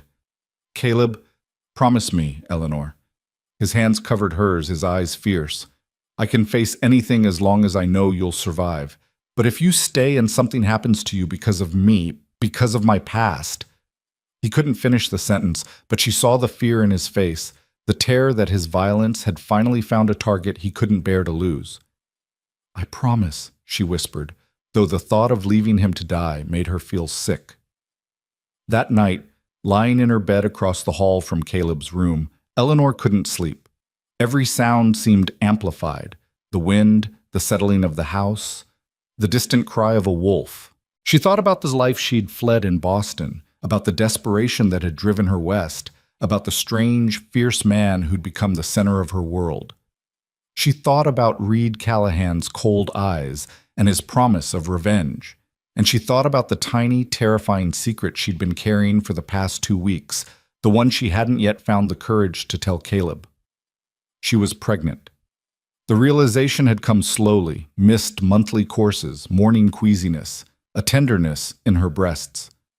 Eleanor had tried to deny it at first, but the signs were unmistakable. She was carrying Caleb's child, conceived during one of the nights after they'd stopped sleeping in separate rooms, when their practical marriage had transformed into something real and consuming. She should have told him immediately, but the words stuck in her throat every time she tried, because she knew what it would mean to him. Another person to protect, another vulnerability his enemies could exploit, another potential loss to add to the grief that already haunted him. Now, with Callahan's threat hanging over them like a blade, Eleanor knew she couldn't keep the secret any longer. Caleb needed to know, needed to be able to make his decisions with full knowledge of what was at stake. She rose from bed, pulled on her robe, and crossed the hall to his room. The door was ajar. Caleb never fully closed it anymore, always listening for threats, and she could see him sitting by the window, silhouetted against the moonlight, a rifle across his lap. "Caleb?" Her voice was barely a whisper. He turned, instantly alert. "What's wrong? Are you hurt?" "No, I'm fine. I need to tell you something." Eleanor crossed to him, her heart hammering. "Something important." He set the rifle aside, giving her his full attention. In the moonlight, his face was all sharp angles and shadows, beautiful and dangerous and deeply beloved. "I'm pregnant," Eleanor said, the words tumbling out before she could lose her nerve.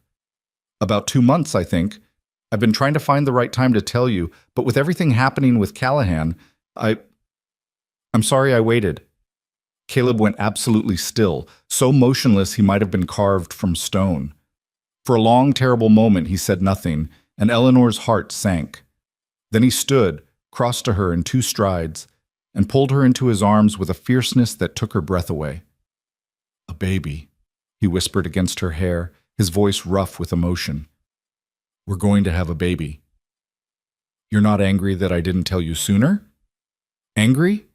He pulled back to look at her, and Eleanor saw tears gleaming in his eyes, the first time she'd ever seen him cry.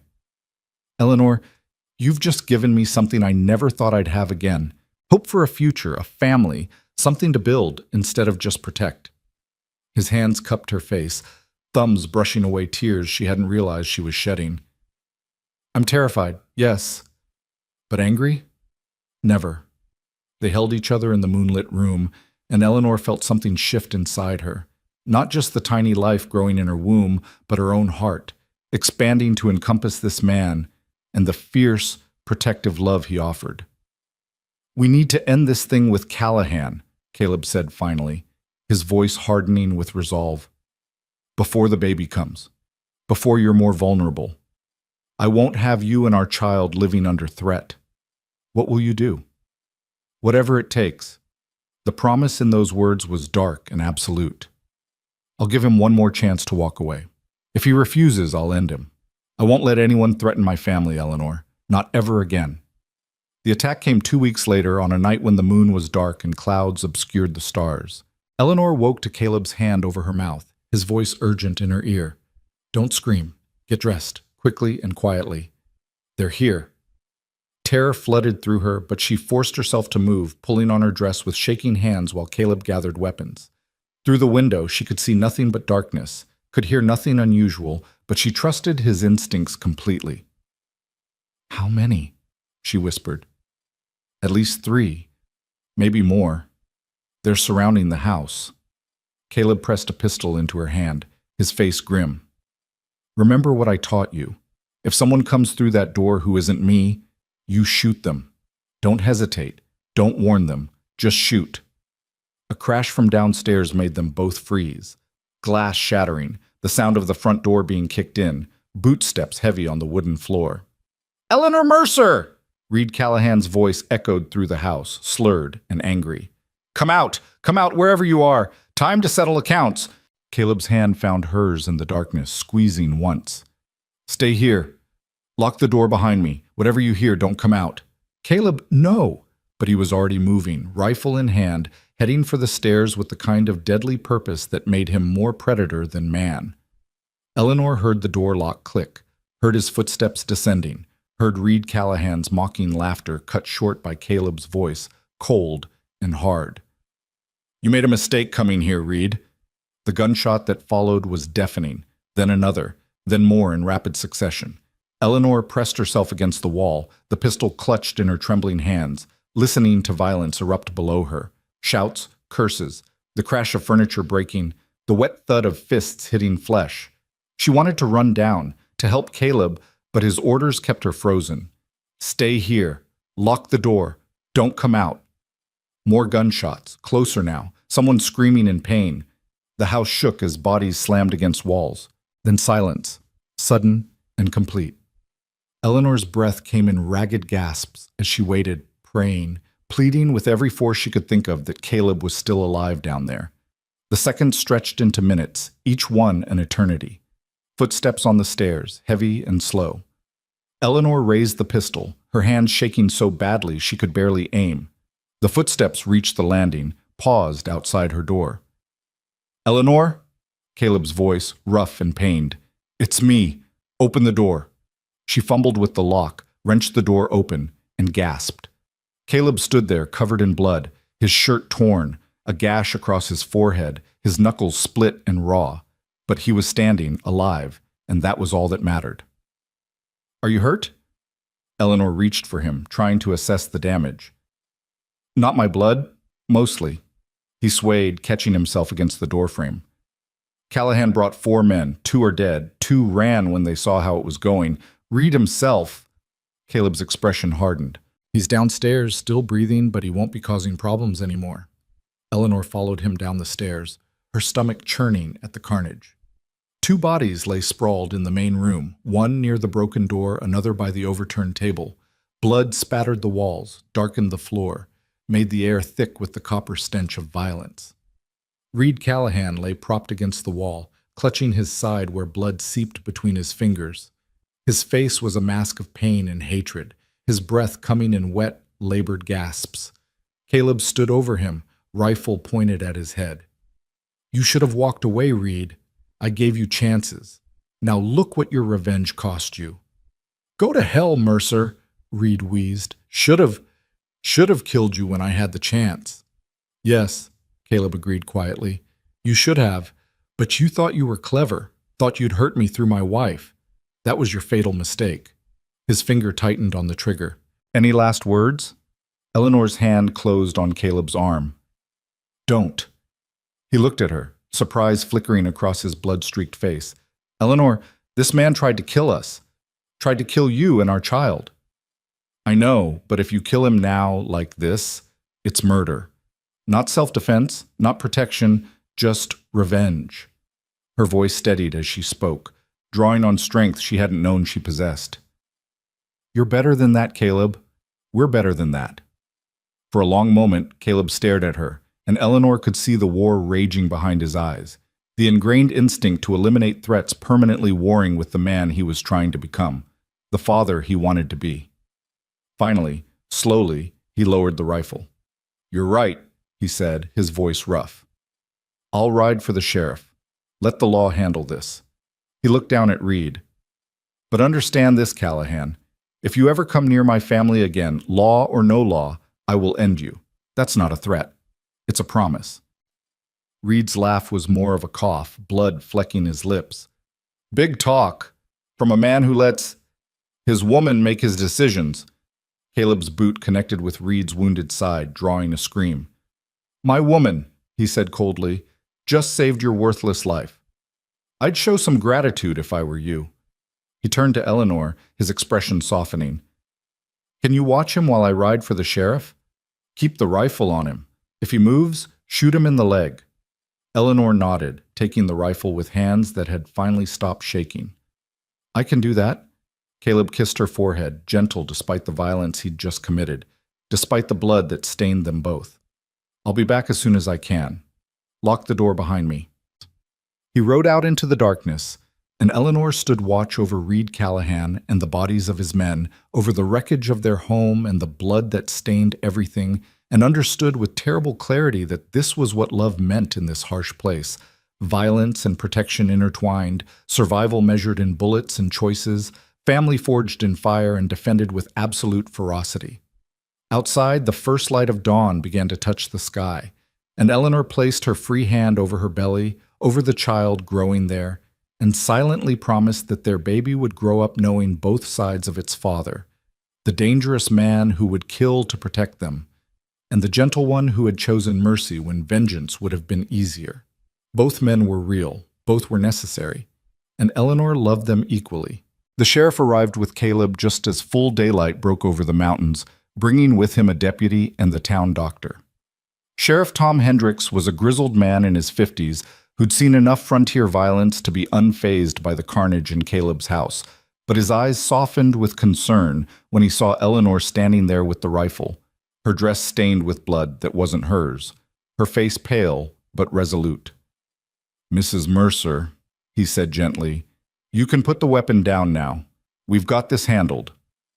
Eleanor lowered the rifle, her arms trembling from having held it steady for over an hour. Caleb was beside her instantly, taking the weapon from her shaking hands and pulling her against his chest. She could hear his heart hammering, could feel the tension still coiled in his muscles despite the immediate danger having passed. The doctor knelt beside Reed Callahan, examining the wound in his side with professional efficiency. "He'll live, but he needs surgery to remove the bullet. We'll need to get him to town quickly." "Do what you need to do," Sheriff Hendricks said, then turned his attention to the two dead men. "Anyone know who they are?" "Drifters Reed hired," Caleb said, his voice flat. "Probably promised them money or a share of my cattle to help him settle an old score. Their names don't matter. They made their choice when they broke into my home in the middle of the night." Hendricks walked the room, taking in the broken door, the shattered windows, the evidence of the violent struggle that had taken place. "Walk me through what happened, Mercer, start to finish." Caleb recounted the night's events with the same methodical precision he applied to everything, waking to the sounds of intruders, the attack, the fight that had followed. His voice never wavered, never showed emotion, as though he were describing someone else's experience rather than his own near death. "Reed Callahan has been threatening me and my wife for weeks," Caleb concluded. "Stole my cattle, made it clear he wanted revenge for what happened 6 years ago when he and his brothers tried to run me off my land. I defended my property then, and I defended my home and my pregnant wife tonight. Everything I did was in self-defense, Sheriff. You can verify that with Eleanor." Hendricks turned to Eleanor, his expression kind but probing. "That true, ma'am? Your husband acted in self-defense?" Eleanor nodded, her voice steady despite her exhaustion. "They broke into our home. Reed Callahan called my name, threatened us. Caleb gave them every chance to leave. When they wouldn't, he protected us. That's all that happened here, Sheriff, a man defending his family." The sheriff studied her for a long moment, then nodded slowly. "I've known Caleb Mercer for 7 years. He's a hard man, no question, but he's never been the aggressor. Reed Callahan, on the other hand..." He gestured to where the doctor was preparing to transport the wounded man. "This isn't his first time causing trouble. Last year, he was accused of claim jumping down in Silver Creek, and there have been questions about how he manages to keep his ranch running when he never seems to do any actual work." "He's a thief and a coward," Caleb said quietly. "Always has been. Figured he could hide behind numbers this time, bring enough men to overwhelm me. He was wrong." The deputy, a young man who looked barely old enough to shave, was examining the bodies with a greenish tint to his face. "Sheriff, what do we do with these two?" We'll take them back to town, notify any kin they might have. As for Callahan, Hendricks walked over to where Reed lay propped against the wall, now bandaged but still bleeding through. Reed Callahan, I'm arresting you for attempted murder, breaking and entering, and conspiracy to commit violence. If you survive your surgery, you'll stand trial. If you don't, well, you brought that on yourself. Reed's eyes found Caleb, burning with hatred despite his pain. This isn't over, Mercer. You think the law's going to protect you? I've got friends, people who owe me, then they can visit you in prison. Hendricks cut him off sharply. Assuming the judge doesn't hang you, which he very well might given you attacked a pregnant woman in her own home. Montana Territory doesn't look kindly on that kind of behavior. As the sheriff and his men worked to remove the bodies and transport Reed to town, Caleb led Eleanor upstairs to their bedroom, away from the blood and chaos. He sat her on the bed, kneeling in front of her, his hands gentle on her knees. Are you all right? He asked, his voice rough with concern. The baby. We're fine. Scared, but fine. Eleanor's hands covered his, and she noticed they were both trembling now that the crisis had passed. Caleb, what you did tonight. I killed 2 men. The words were stark, brutal. Shot one in the chest, broke the other's neck with my bare hands. I would have killed Reed too if you hadn't stopped me. You protected us. That's what you did. Eleanor cupped his face, forcing him to meet her eyes. Those men came here to kill you, to hurt me, maybe to take me hostage to use against you. You did what you had to do.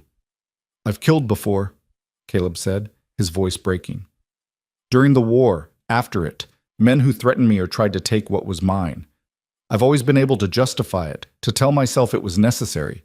But tonight, when I heard Callahan calling your name, when I knew they'd come for you, his hands tightened on her knees. I've never felt rage like that, Eleanor. It was like something broke open inside me, something dark and terrible that wanted to burn the world down to keep you safe. Eleanor pulled him up to sit beside her, wrapping her arms around him as he buried his face against her shoulder. She could feel him shaking, could feel the aftermath of violence and fear working through his body in tremors he couldn't control. You didn't burn the world down, she whispered. You protected our home. You fought with precision and skill, not rage. And when I asked you to spare Reed's life, you listened. That's not a monster, Caleb. That's a man trying to be better than his worst instincts. They sat together as the sun rose higher, holding each other while the sounds of the sheriff's work drifted up from below. Eventually, Hendricks called up the stairs that they were leaving, that he'd need statements from both of them in town within the next few days, but that for now they should rest. After the lawmen had gone, taking the bodies and Reed Callahan with them, Caleb and Eleanor were left alone in their violated home. The silence was oppressive, heavy with the weight of what had happened, broken only by the wind through the shattered windows. We need to clean this up, Eleanor said finally, looking at the blood-stained floor, the broken furniture, the bullet holes in the walls. Not you, you need to rest. Caleb stood, wincing as bruised muscles protested. I'll handle it. We'll handle it together. Eleanor's voice was firm. This is our home, Caleb. We'll put it right together. They spent the day scrubbing blood from floorboards, repairing what could be fixed and making note of what would need replacing. It was grim work, made harder by Eleanor's occasional waves of nausea and Caleb's injuries. He moved stiffly, favoring his left side where someone had landed a knife that had fortunately only grazed ribs rather than sinking deep. As they worked, they talked, really talked, in a way they hadn't before. Caleb told her about the war, about the things he'd seen and done that still haunted his dreams, about coming home to find his family dead and having nothing left but rage and grief, about claiming this land and defending it because it was the only thing he had to anchor himself to, the only purpose that kept him from drowning in the darkness. Eleanor told him about her mother's slow death, about the helplessness of watching someone you love fade away while being unable to help, about the mill and the foreman whose attention had grown increasingly threatening, about the desperate calculation that had led her to answer Caleb's advertisement, weighing potential danger against certain misery and choosing the unknown. I was so scared when I first arrived, Eleanor admitted as she scrubbed at a stubborn blood stain. Everyone warned me you were dangerous, that I was making a terrible mistake. Part of me believed them.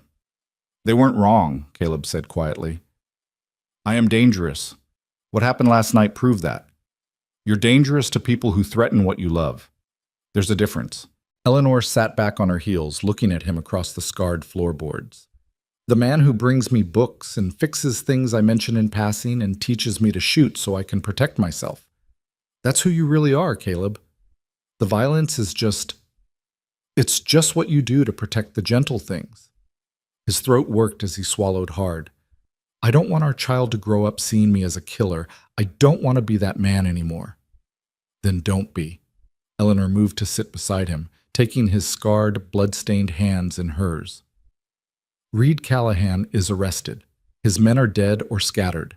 The threat is over. You can choose now. Choose what kind of man you want to be, what kind of father. It's not that simple. There will always be another Reed Callahan, another threat, another reason to fight.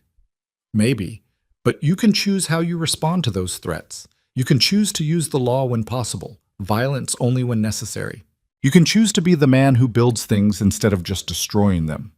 She placed his hand on her belly, where their child grew. This baby deserves a father who knows when to fight and when to walk away, who can be both strong and gentle. I think you can be that man, Caleb. I've seen glimpses of him. He stared at his hand on her belly, his expression a mix of wonder and fear. What if I can't change? What if the violence is too deep in me? Then I'll remind you who you are, every day if I have to. Eleanor leaned her head against his shoulder. We'll build something good here, Caleb. A home, a family, a life that's about more than just survival. But you have to want it too. You have to choose it. They finished cleaning as the day wore toward evening, and by the time they were done, the house looked almost normal again. The broken windows were boarded up temporarily, the bullet holes patched, the blood scrubbed away. The physical evidence of violence was gone, but Eleanor knew it would take longer to erase the emotional scars. That night, Caleb had nightmares. Eleanor woke to the sound of him thrashing in his bed across the hall, muttering words she couldn't make out. She went to him, found him tangled in sweat-soaked sheets, his face twisted in anguish. Caleb, she said softly, touching his shoulder. Wake up, you're dreaming.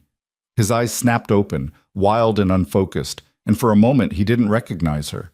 His hand shot out, grabbing her wrist hard enough to bruise, and Eleanor gasped. Then awareness flooded back into his expression, and he released her immediately, horror replacing the blankness.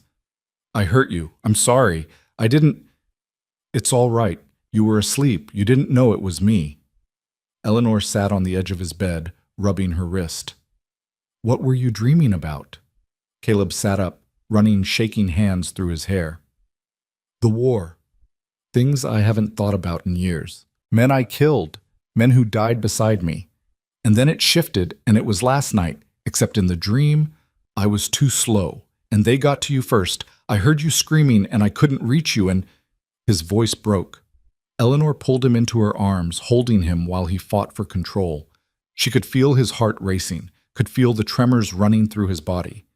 This strong, dangerous man was terrified, not of violence or death, but of failing to protect the people he loved.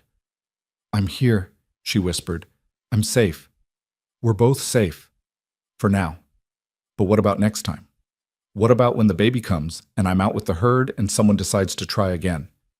The words tumbled out in a rush. I can't be everywhere, Eleanor. I can't protect you every moment. And the thought of something happening to you, to our child, because of my past, because of who I am... Stop. Eleanor pulled back to look at him, her hands framing his face. You can't control everything, Caleb. You can prepare, you can be vigilant, but you cannot guarantee perfect safety. No one can. All we can do is live our lives as fully as possible and handle threats as they come. How are you so calm about this? His voice was raw with anguish. After what happened, how can you just... Because I choose to trust you. I choose to believe that we'll face whatever comes together. And I choose to believe that the life we're building is worth the risk. She placed his hand on her belly again. This baby is going to be born into a world with danger in it. That's unavoidable. But they'll also be born into a world with you in it, a father who will move heaven and earth to keep them safe. That's worth something, Caleb. That's worth everything. He stared at her for a long moment, then pulled her close again, burying his face in her hair. I don't deserve you. Yes, you do. You just don't believe it yet. They stayed like that until his breathing steadied and his heartbeat slowed to normal. Eleanor knew she should return to her own bed, but she couldn't bring herself to leave him alone with his demons. Instead, she lay down beside him, fully clothed, and let him wrap himself around her like she was the only solid thing in a shifting world. Eleanor? His voice was barely a whisper in the darkness. I love you. I should have said it before, but I didn't know how. I'm not good with words, with feelings, but I love you more than I've ever loved anything, and the thought of losing you terrifies me more than any violence ever has. Tears stung Eleanor's eyes. I love you too, even when you're stubborn and closed off and trying to protect me from things I don't need protecting from. I love all of you, Caleb. The dangerous parts and the gentle parts, all of it. The days that followed were a strange mix of healing and adjustment. Caleb threw himself into repairing the damage to their home with an almost manic energy, as though by fixing the physical wounds he could somehow erase the trauma of the attack. New windows were installed, the front door replaced with one that was heavier and more secure, locks added that could withstand more than a determined kick. But Eleanor could see the toll it was taking on him, the way he startled at unexpected sounds, the dark circles under his eyes from too many sleepless nights, the way his hand drifted to his pistol at the slightest provocation. The violence he'd committed in defense of their home had reopened old wounds, brought back memories he'd tried to bury. A week after the attack, they rode to town to give their statements to Sheriff Hendricks. The townspeople stared as they passed, and Eleanor could hear the whispers, the speculation about what had happened at the Mercer Ranch. Some looked at Caleb with fear, others with respect. A few women gave Eleanor pitying looks, as though she were a lamb who'd willingly walked into a wolf's den. In the sheriff's office, they recounted the attack once more for the official record. Hendricks listened carefully, making notes, asking clarifying questions with professional detachment. Reed Callahan survived the surgery, he told them when they'd finished. He's locked up tight, and the circuit judge will be here in 3 weeks to hear the case. Given the evidence and the number of witnesses who can testify to his threats against you, I expect he'll hang or spend the rest of his life in prison. And his brother Seth, Caleb asked. Disappeared. Probably headed to California or somewhere else far from here. He knows he's wanted as an accessory. Hendricks leaned back in his chair, studying Caleb with eyes that had seen too much frontier justice to be easily shocked. I've been sheriff here for 12 years, Mercer. I've seen men like you before. Men who've got violence in their bones but try to live peaceful lives anyway. It's a hard balance to maintain. I'm trying, Sheriff. I'm trying to be better than I was. I know you are. And from what I've seen, you're succeeding. Hendricks' gaze shifted to Eleanor. You've got a good woman there who believes in you. Don't make her regret that faith. I won't, Caleb said quietly. I promise you that. As they left the sheriff's office, they ran into Thomas Garrett, the rancher who'd insulted Eleanor weeks earlier. He stood on the boardwalk, blocking their path, his expression a mix of calculation and false friendliness. Mercer, he said with a nod, heard about your trouble with Callahan. Rough business, that. It's handled. Caleb's voice was flat, his body tense. I'm sure it is. You've always been good at handling problems. Permanently. Garrett's eyes slid to Eleanor. Mrs. Mercer, I wanted to apologize for my rudeness when last we met. I was out of line. Eleanor could feel Caleb coiling beside her, could sense violence gathering like a storm. She put a hand on his arm, squeezing gently. Apology accepted, Mr. Garrett. Now, if you'll excuse us. She steered Caleb away before the situation could escalate, feeling his muscles bunched tight beneath her hand. They'd made it halfway down the street when he spoke, his voice rough with suppressed anger. He's not sorry. He's just scared now that he knows I'll defend you without hesitation. Probably. But does it matter? We got the apology, we maintained our dignity, and we walked away without violence. That's growth, Caleb. Eleanor squeezed his arm again. You're learning to choose your battles. Some of the tension eased from his shoulders. You're teaching me to choose my battles. There's a difference. They stopped at the general store to replenish supplies, and the proprietor, a kindly woman named Mrs. Chen, fussed over Eleanor when she learned about the pregnancy. You take care of yourself, dear, she said, adding extra items to their order, Herbs for nausea, fabric for baby clothes, a book on childbirth and infant care. First babies can be difficult, and you're out there so isolated. If you need anything at all, you send that husband of yours to fetch me. I've delivered half the babies in this county." The kindness brought tears to Eleanor's eyes, and she thanked Mrs. Chen profusely. As they loaded their supplies into the wagon, she noticed Caleb was quieter than usual, his expression thoughtful. "What are you thinking about?" she asked. How different things could have been. If I'd come to this town 7 years ago with the intention of being part of a community instead of just surviving alone, defending my claim with violence and isolation. He helped her up into the wagon seat, his hands lingering on her waist. I pushed people away because I thought it was safer, thought being alone meant no one could hurt me, but it just made me harder, more willing to resort to violence because I had nothing to lose. "And now you have everything to lose," Eleanor said softly. "Yes, and that should make me more dangerous, more willing to fight. But instead, it makes me want to find other ways. Because every fight I get into, every enemy I make, puts you and the baby at risk." He climbed up beside her, taking the reins but not yet urging the horses forward. "Mrs. Chen was kind to you today. So was the doctor when he checked on you after the attack. Even the sheriff seems to respect us more now that we handled things through legal channels. Maybe there's something to this community thing after all." Eleanor leaned against his shoulder as they rode out of town, hope blooming warm in her chest. This was what she'd been waiting for, Caleb beginning to see a path forward that didn't rely solely on his ability to outfight and outshoot his enemies. Beginning to understand that strength could be found in connection as much as in isolation. The weeks passed, marked by the slow transition from autumn to winter. Snow dusted the mountains, and the air turned sharp and cold. Eleanor's pregnancy began to show, a gentle swelling that Caleb watched with a mix of wonder and protectiveness that would have been comical if it weren't so touching. He started building a cradle in the barn, working on it during the evenings by lamplight. Eleanor would sit nearby, sewing baby clothes from the fabric Mrs. Chen had sold them, and they would talk about the future in a way that felt almost normal, almost peaceful. "We should think about a name," Eleanor said one evening, holding up a tiny shirt she'd just finished. "If it's a boy, I'd like to name him after your father, if you're comfortable with that." Caleb's hand stilled on the cradle's rocker he was shaping. "John. My father's name was John." His voice was thick with emotion. "He would have loved you, Eleanor, would have loved knowing his name would continue." "And if it's a girl?" "Margaret, after your mother." He looked up, his eyes soft in the lamplight. "So she's remembered, so our daughter knows about the woman who raised someone as strong as you."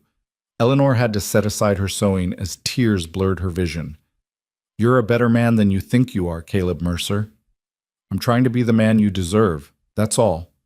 The circuit judge arrived in late November, bringing with him the machinery of frontier justice. Reed Callahan's trial was held in the town hall, with half the county in attendance. Eleanor and Caleb both testified, recounting the threats, the cattle theft, the night of the attack. Other witnesses spoke as well. Hoskins, the stage driver, mentioned warning Eleanor about Callahan. Neighbors testified to seeing suspicious activity around the Mercer Ranch. The doctor described the wounds he'd treated. Reed Callahan, pale and diminished in prison clothes, offered little defense. His lawyer tried to argue self-defense, tried to paint Caleb as the aggressor, but the evidence was overwhelming. The jury deliberated for less than an hour, guilty on all counts. The judge sentenced him to 20 years in the territorial prison, sparing him the noose but ensuring he'd never threaten anyone again. As the guards led him away, Callahan's eyes found Caleb one last time. "I hope it was worth it, Mercer," he said, his voice bitter. "I hope she was worth everything you destroyed." Caleb stood, Eleanor's hand clasped firmly in his. "She was worth everything and more. And unlike you, I'll live to see my children grow up. I'd say I got the better end of this bargain." They left the courthouse together, stepping out into the crisp winter air. Around them, townspeople nodded respectfully, a few even offering congratulations on the pregnancy. Eleanor could feel the shift. They were no longer outsiders, no longer the dangerous man and his mysterious bride. They were becoming part of the community, establishing roots that went deeper than violence and fear. That night, in the safety of their repaired home, Caleb held Eleanor close and whispered his gratitude into her hair. Gratitude for her strength during the attack, for her wisdom in sparing Callahan's life, for choosing to build something with him instead of running from his darkness. "You saved me," he told her. "Not just that night, but every day since you arrived. You showed me there was another way to live, another way to be strong. You gave me hope when I'd forgotten what that felt like." Eleanor turned in his arms, her hands coming up to frame his face. "We saved each other, Caleb. I was drowning in Boston, and you threw me a lifeline. Now we're both learning to swim, instead of just surviving." They made love that night with a tenderness that spoke of new beginnings, of futures carefully built instead of violently defended. And as Eleanor drifted to sleep in Caleb's arms, she thought about the journey that had brought her here. From desperate mail-order bride to cherished wife, from terrified stranger to equal partner in building a life worth living. The dangerous man she'd been warned about had become the gentle soul she'd needed all along, and the practical marriage she'd entered had transformed into a love deeper and more fierce than anything she'd imagined possible. Outside, snow began to fall, blanketing the ranch in white silence, covering the scars of violence with the promise of renewal. Tomorrow would bring new challenges, new struggles, the endless work of building a life in harsh country. But tonight, they had each other. They had their growing child, and they had the hard-won knowledge that love could survive anything when both people chose it every single day. That, Eleanor thought as sleep claimed her, was worth every risk she'd taken, every fear she'd faced, every moment of uncertainty that had brought her to this place, this man, this life. It was worth everything. Winter settled over the ranch with a quiet persistence that matched the rhythm Eleanor and Caleb were building together. The snow came in waves, blanketing the valley in white silence, transforming the landscape into something both beautiful and treacherous. Caleb worked harder than ever to prepare for the season, stocking the root cellar, repairing the barn roof, ensuring the cattle had adequate shelter and feed for the months ahead. Eleanor watched her belly grow round with their child and felt a contentment she'd never imagined possible. The morning sickness had passed, replaced by an energy that drove her to prepare their home for the baby's arrival. She sewed tiny clothes, organized supplies, and transformed the small room adjacent to their bedroom into a nursery. The cradle Caleb had built sat in the corner, its wood polished to a honey glow, waiting for the life they'd created together. On a particularly cold morning in late December, Eleanor was kneading bread dough when she heard horses approaching. Her hands stilled, old fear rising despite the months that had passed since the attack. Caleb was in the barn, close enough to reach quickly if needed, but the sound of multiple riders still made her pulse quicken. She moved to the window and felt relief wash over her when she recognized Sheriff Hendricks and another man she didn't know, older, distinguished-looking, wearing a badge that caught the winter sunlight. Caleb emerged from the barn as they dismounted, his rifle carried casually but his posture alert. Eleanor grabbed her shawl and stepped onto the porch, one hand resting protectively on her swollen belly. "Sheriff," Caleb said by way of greeting, his eyes moving to the stranger. "What brings you out in this weather?" "Caleb, Eleanor." Hendricks nodded to them both. "This is U.S. Marshal Davis from Denver. He's got some news about the Callahan situation." Marshal Davis stepped forward, his weathered face grave but not unkind. "Mr. Mercer, Mrs. Mercer, I'm afraid I have difficult news. Reed Callahan died 3 days ago in the territorial prison. Pneumonia," the doctor said. "His lungs were never the same after the bullet wound." Eleanor felt Caleb go still beside her. She reached for his hand, finding it clenched into a fist, and gently worked her fingers into his until he relaxed enough to grip hers. "I see," Caleb said quietly. "Thank you for informing us, Marshal." "There's more." Davis pulled a folded paper from his coat. "Before he died, Callahan signed a confession. Seems facing his mortality put things in perspective. He admitted to the cattle theft, to planning the attack on your home, and to several other crimes we'd suspected him of but couldn't prove. He also made a statement clearing you of any wrongdoing, stating explicitly that you acted in self-defense both 6 years ago and during the recent attack." Caleb took the document, his hand trembling slightly as he unfolded it. Eleanor watched his eyes move across the page, reading words that absolved him of crimes that had haunted him for years. "Why would he do this?" Caleb asked, his voice rough with emotion he was struggling to contain. Prison chaplain said Callahan wanted to make peace before he died. Said he'd spent 6 years consumed by revenge, and it had cost him everything: his freedom, his health, his brother who fled west and hasn't been heard from since. He said, and I'm quoting here, "Mercer was right to defend what was his. I was wrong to come after him. Let that be known so his wife and child don't carry the weight of my mistakes." Marshal Davis paused, letting the words settle. "It's not often a man faces his own darkness that honestly, Mr. Mercer, thought you should know." Eleanor felt tears prick her eyes as she looked at Caleb. His jaw was working, his throat moving as he swallowed repeatedly, fighting for control. When he finally spoke, his voice was barely above a whisper. "I didn't want him to die. I wanted him to serve his time, to maybe find some peace. I wanted to prove that I could choose mercy over revenge." "You did prove that," Sheriff Hendricks said firmly. "You spared his life when you could have killed him. You let the law handle justice. That confession is Callahan's way of acknowledging that, of saying you were the better man." After the lawmen left, Caleb stood on the porch holding the confession, staring at nothing. Eleanor came up beside him, wrapping her shawl around them both despite the cold. "How do you feel?" she asked gently. "I don't know. Relieved, I think, but also sad. Reed Callahan spent the last years of his life eaten alive by hatred, and for what? His brother's dead, Seth's gone, and he died in a prison cell instead of on his own land. All that violence, all that rage, and it accomplished nothing but misery." Caleb folded the confession carefully, as though it were something precious. "I could have ended up the same way, Eleanor. If you hadn't come here, if you hadn't shown me there was another path, I might have died old and alone and bitter, still fighting ghosts. But you didn't. You chose differently." Eleanor leaned against him, sharing warmth. "We both did." That night, Caleb built a fire in the hearth and burned several things he'd kept hidden in a trunk. Letters from his sister that reminded him of all he'd lost, newspaper clippings about the men he'd killed, a journal he'd kept during the war filled with darkness and violence. Eleanor watched the flames consume his past, understanding that this was a ritual of letting go, of choosing to carry only what served their future. "I want our child to know I fought when necessary," Caleb said as the last pages curled and blackened. "But I don't want them to know the details, to carry the weight of every violent act I've committed.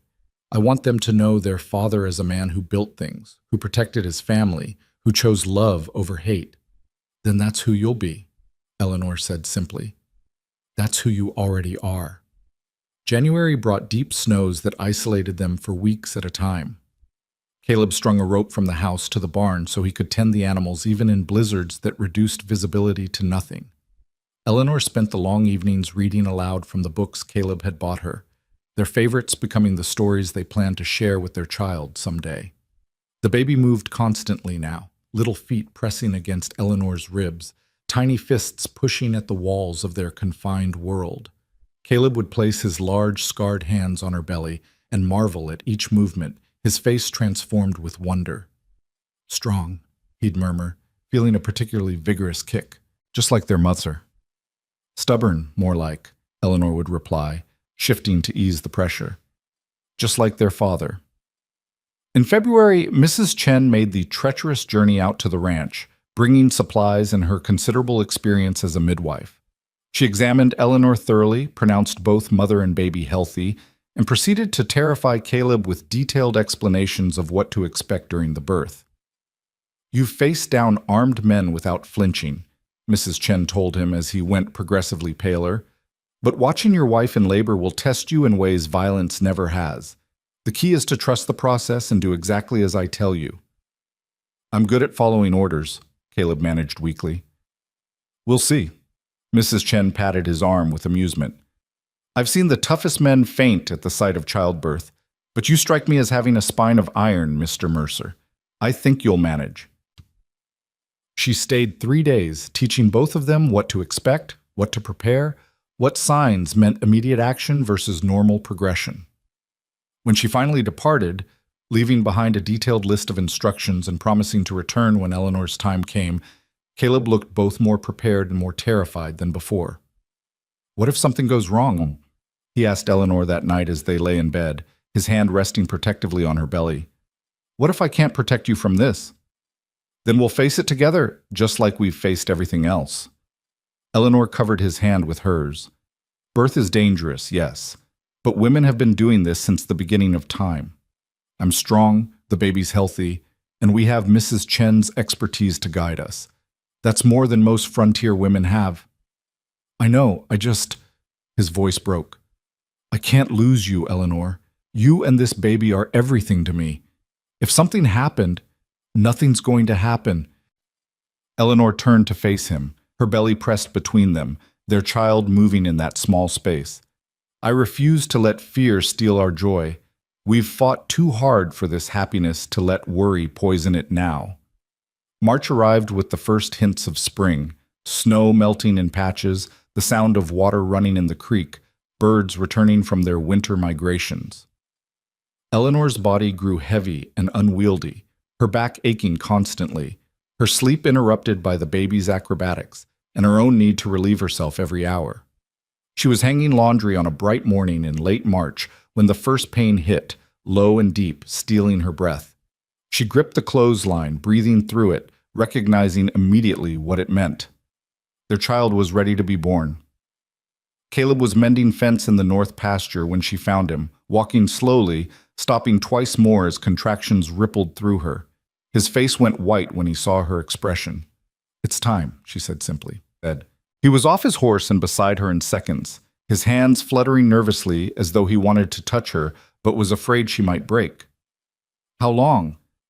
How close are the pains? Should I ride for Mrs. Chen? They just started. We have time. Eleanor managed a smile despite the discomfort. But yes, you should fetch her. And Caleb? Ride safe. I need you whole. He kissed her fiercely, then helped her back to the house before saddling Ranger and riding out at a pace that made Eleanor's heart pound with worry. But she trusted his skill, trusted that his need to protect her and their child would keep him careful even in his urgency. The hours that followed were simultaneously the longest and shortest of Eleanor's life. She labored alone at first, walking the house as Mrs. Chen's instructions had recommended, breathing through contractions that grew steadily stronger. She thought of her mother, wished Margaret could be here to see her grandchild born, and drew strength from the memory of her mother's courage in facing her own death. Caleb returned with Mrs. Chen in less than 2 hours, having ridden Ranger nearly to exhaustion.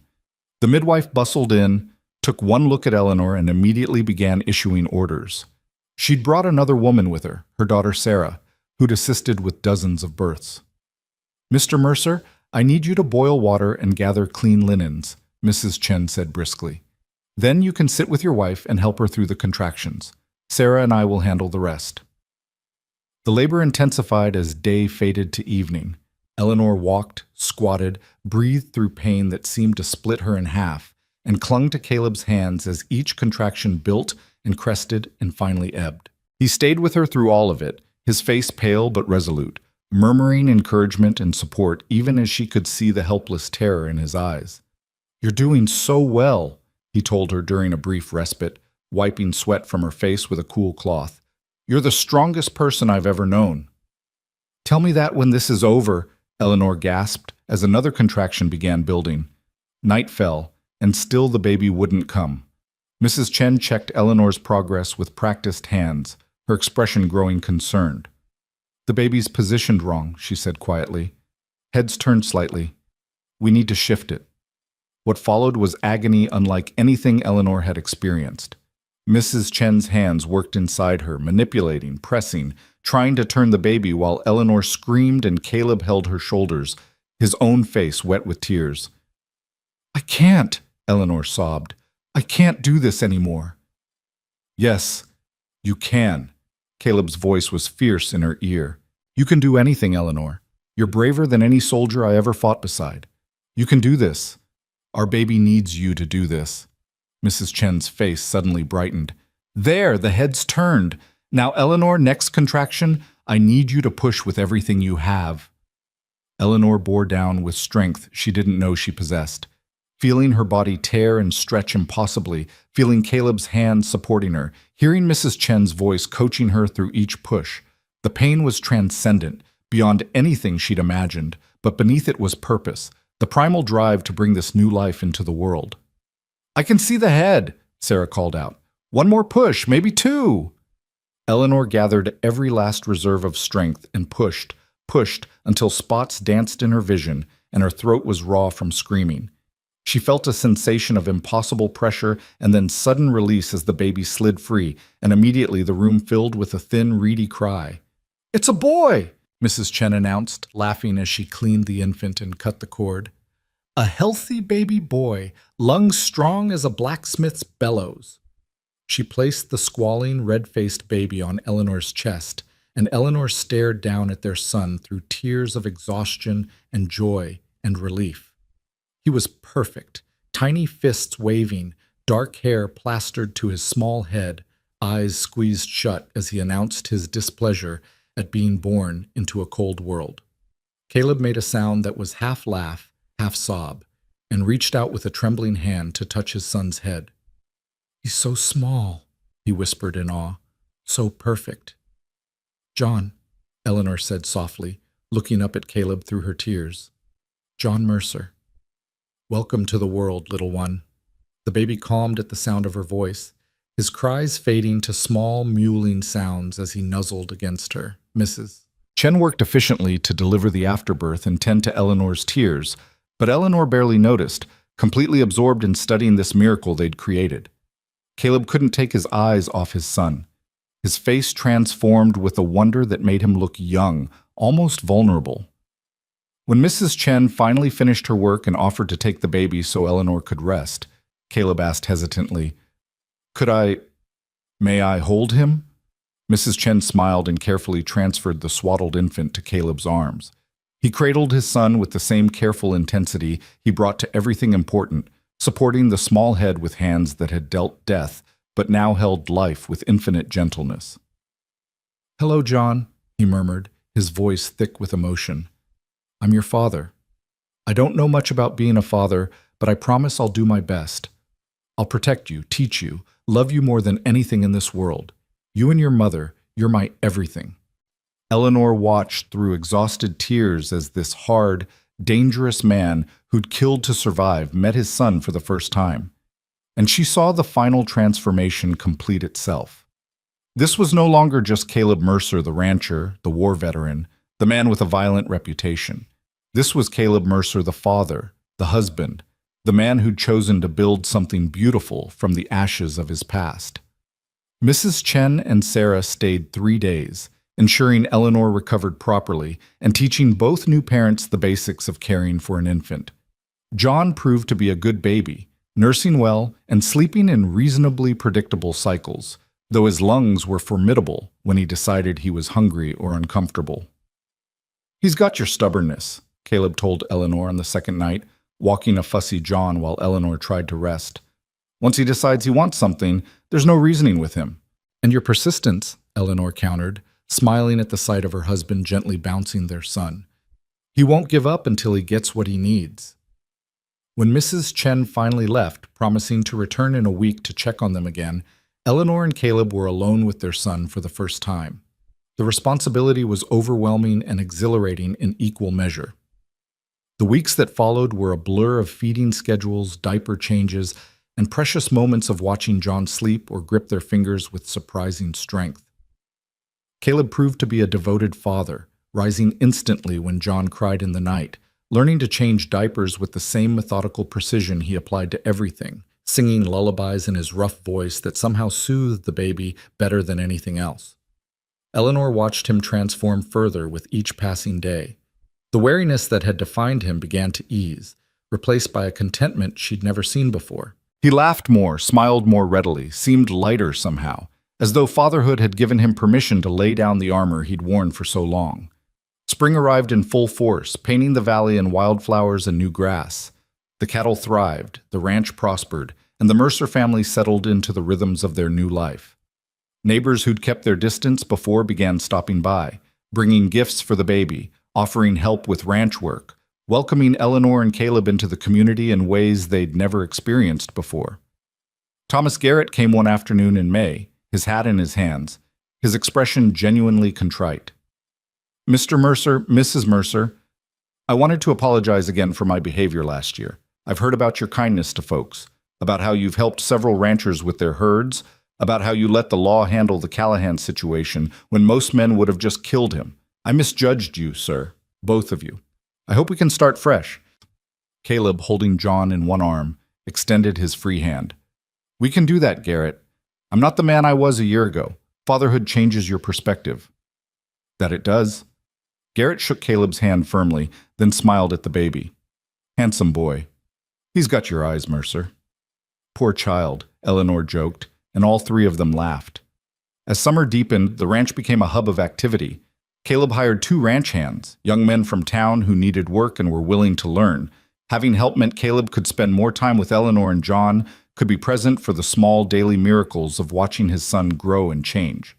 John was an alert baby, his pale blue eyes, so like his father's, tracking everything with fierce curiosity. He smiled early, laughed often, and showed signs of the stubborn determination both his parents possessed. Caleb would lie on the floor and let John grab his fingers, would carry him through the barn to show him the horses and cattle, would tell him stories about the land they lived on and the life they were building. Someday this will all be yours, Caleb told John one evening as they stood on the porch watching the sunset. But more importantly, you'll know that it was built with love, not just defended with violence. You'll know that your parents chose each other every day, chose to build something good even when the world tried to break us. Eleanor, standing beside them, leaned her head on Caleb's shoulder. He'll know he was wanted, loved, protected, not out of fear, but out of devotion. That's the best legacy we can give him. In August, they received word that Seth Callahan had been found dead in California, killed in a bar fight over cards. With his death, the last shadow of that old conflict faded. Caleb received the news with quiet sadness rather than relief. Another life wasted on anger, he said, holding Eleanor close that night after they'd put John to bed. Seth could have started over, built something new. Instead, he carried his hatred until it destroyed him. I'm grateful every day that you saved me from that fate, Eleanor, that you showed me there was another way. As autumn returned, painting the mountains in gold and crimson, the Mercers celebrated John's first 6 months with a gathering at the ranch.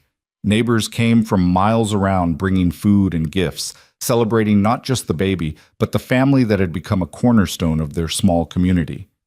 Sheriff Hendricks pulled Caleb aside during the festivities. You've changed this valley, Mercer. Used to be folks were scared of you, kept their distance. Now you're the one they turn to when there's trouble. Just last week, the Johnsons asked if you'd mediate their property dispute with the Martins. That's the kind of reputation you've got now, not as the dangerous man who'll kill you, but as the fair one who'll help you find peaceful solutions. Caleb glanced across the yard to where Eleanor sat with John, surrounded by women cooing over the baby. I had good motivation to change, and a better teacher than I deserved. That night, after their guests had departed and John was asleep in his cradle, Eleanor and Caleb stood on their porch watching the stars emerge. The air was crisp with the promise of coming winter, and Eleanor pulled her shawl tighter. Do you ever think about that first day I arrived? She asked. How terrified I was. How uncertain. Every day. I think about the courage it took for you to step off that stage knowing what people had told you about me. I think about how you could have run, but chose to stay. I think about how different my life would be if you hadn't taken that chance. Caleb's arm circled her waist, pulling her close. I was so careful to keep everyone at a distance, so convinced that isolation was strength. You proved me wrong about everything. We proved each other wrong. I thought I was just choosing survival. I didn't know I was choosing life, real, full, beautiful life. Eleanor turned in his arms, looking up at the man who'd become her everything. The stage driver told me you were dangerous. He was right, you know. You are dangerous. To despair, to loneliness, to the idea that broken things can't be made whole again. Caleb smiled, that rare, full smile that transformed his entire face. You know what I think? I think we were both broken when we found each other. And somehow putting our pieces together made us both stronger than we ever were alone. Inside, John began to fuss, and they both turned toward the sound automatically, that parental instinct already deeply ingrained. But before they went in, Caleb pulled Eleanor back for one more moment. I love you, he said, the words coming easily now, no longer strange or difficult. I love you more today than yesterday, and I'll love you more tomorrow than today. That's the only promise I know how to keep perfectly. Then it's the only promise I need. Eleanor kissed him softly, tasting the future on his lips, feeling the past release its hold with each shared breath. Let's go tend to our son. They walked inside together, partners in every sense, and lifted John from his cradle. He settled immediately in Caleb's arms, his tiny fist gripping his father's finger, his eyes already drifting closed again. Eleanor watched her husband sway gently with their son, humming a lullaby his own mother had sung to him a lifetime ago, and felt complete in a way she'd never imagined possible. This house that had seemed so cold and stark when she'd first arrived was now filled with warmth and love and laughter. The man who terrified her with his reputation had become the source of her greatest joy and deepest security. She thought of her mother's journal, still kept safe in her drawer, and mentally added her own entry to its pages. I came west afraid, desperate, certain I was choosing the lesser of two evils. Instead, I found everything I'd stopped believing in: safety, love, home, family. I found a man who was exactly as dangerous as they warned me, but only to the things that would hurt us. I found a partner who chose to be better every day for our sake. I found home, not in a place, but in a person. And that has made all the difference. Years would pass, bringing more children, a daughter named Margaret with her mother's green eyes, another son named Thomas, who had Caleb's quiet intensity. The ranch would grow and prosper, becoming known throughout the territory not just for its cattle, but for the family that ran it with fair dealing and honest work. Caleb would serve as deputy sheriff for a time, using his skills to protect the community rather than just his own property. Eleanor would start a school, teaching the valley's children to read and write and cipher. But those were stories for other days. Tonight, they were simply a family, mother, father, son, standing together in a house that had been transformed from shelter to home by the power of choice and commitment and fierce, protective love. Caleb laid John back in his cradle and turned to Eleanor, his eyes reflecting the lamplight and something deeper, something that hadn't been there the day she'd arrived. Hope, Eleanor realized. Joy. The belief that tomorrow would be better than today because they would face it together. Ready for bed? He asked, offering his hand. Eleanor took it, feeling the calluses, the scars, the strength that had defended her, and the gentleness that cherished her in equal measure. Ready for whatever comes, she said, as long as we face it together. They crossed the hall to their bedroom, leaving the door ajar so they could hear if John needed them, and settled into the bed they shared. Outside, the wind whispered through the pines, carrying the scent of coming winter and distant smoke from neighbors' chimneys. The land was harsh, the life demanding, but they had built something precious here, something worth defending, worth fighting for, worth choosing every single day. Eleanor drifted toward sleep with Caleb's arms around her, their son breathing softly in the next room, and thought about the warning she'd received on that dusty street so many months ago. Caleb Mercer is dangerous. They'd been right. He was dangerous. Dangerous to anyone who threatened what he loved, dangerous in his fierce devotion, dangerous in his absolute refusal to let harm come to his family. But he was also gentle, patient, capable of tremendous love, despite all the violence he'd seen and committed. He was both things, and that was exactly what she needed, what they all needed. In the morning, they would wake to John's demands for breakfast. Caleb would tend the animals while Eleanor fed their son. They would work together to maintain the home they'd built, to protect the life they'd created, to love each other through whatever challenges the day brought. It would be hard sometimes, joyful others, but always shared. That was enough. That was everything. Eleanor's last conscious thought before sleep claimed her was simple and profound. She had come west seeking survival and found love instead. She had married a dangerous man and discovered he was only dangerous to those who would hurt what he cherished. She had chosen fear initially, but fear had led her to courage, and courage had led her home. And home, she now understood, was not a place at all. Home was Caleb's arms around her, John's soft breathing in the next room, the future they were building one choice at a time. Home was the certainty that no matter what came, they would face it together, stronger for their shared struggles, deeper for their mutual trust, unbreakable because they'd chosen love over every other option. That was the truth the warnings had missed, the reality that could only be discovered through living it. Sometimes the most dangerous thing was also the safest, and sometimes the greatest risk led to the greatest reward. Eleanor had taken that risk, and she would make the same choice every day for the rest of her life. Because Caleb Mercer was dangerous, but only to those who would hurt her. To Eleanor and their children, he was simply home, and that made all the difference in the world.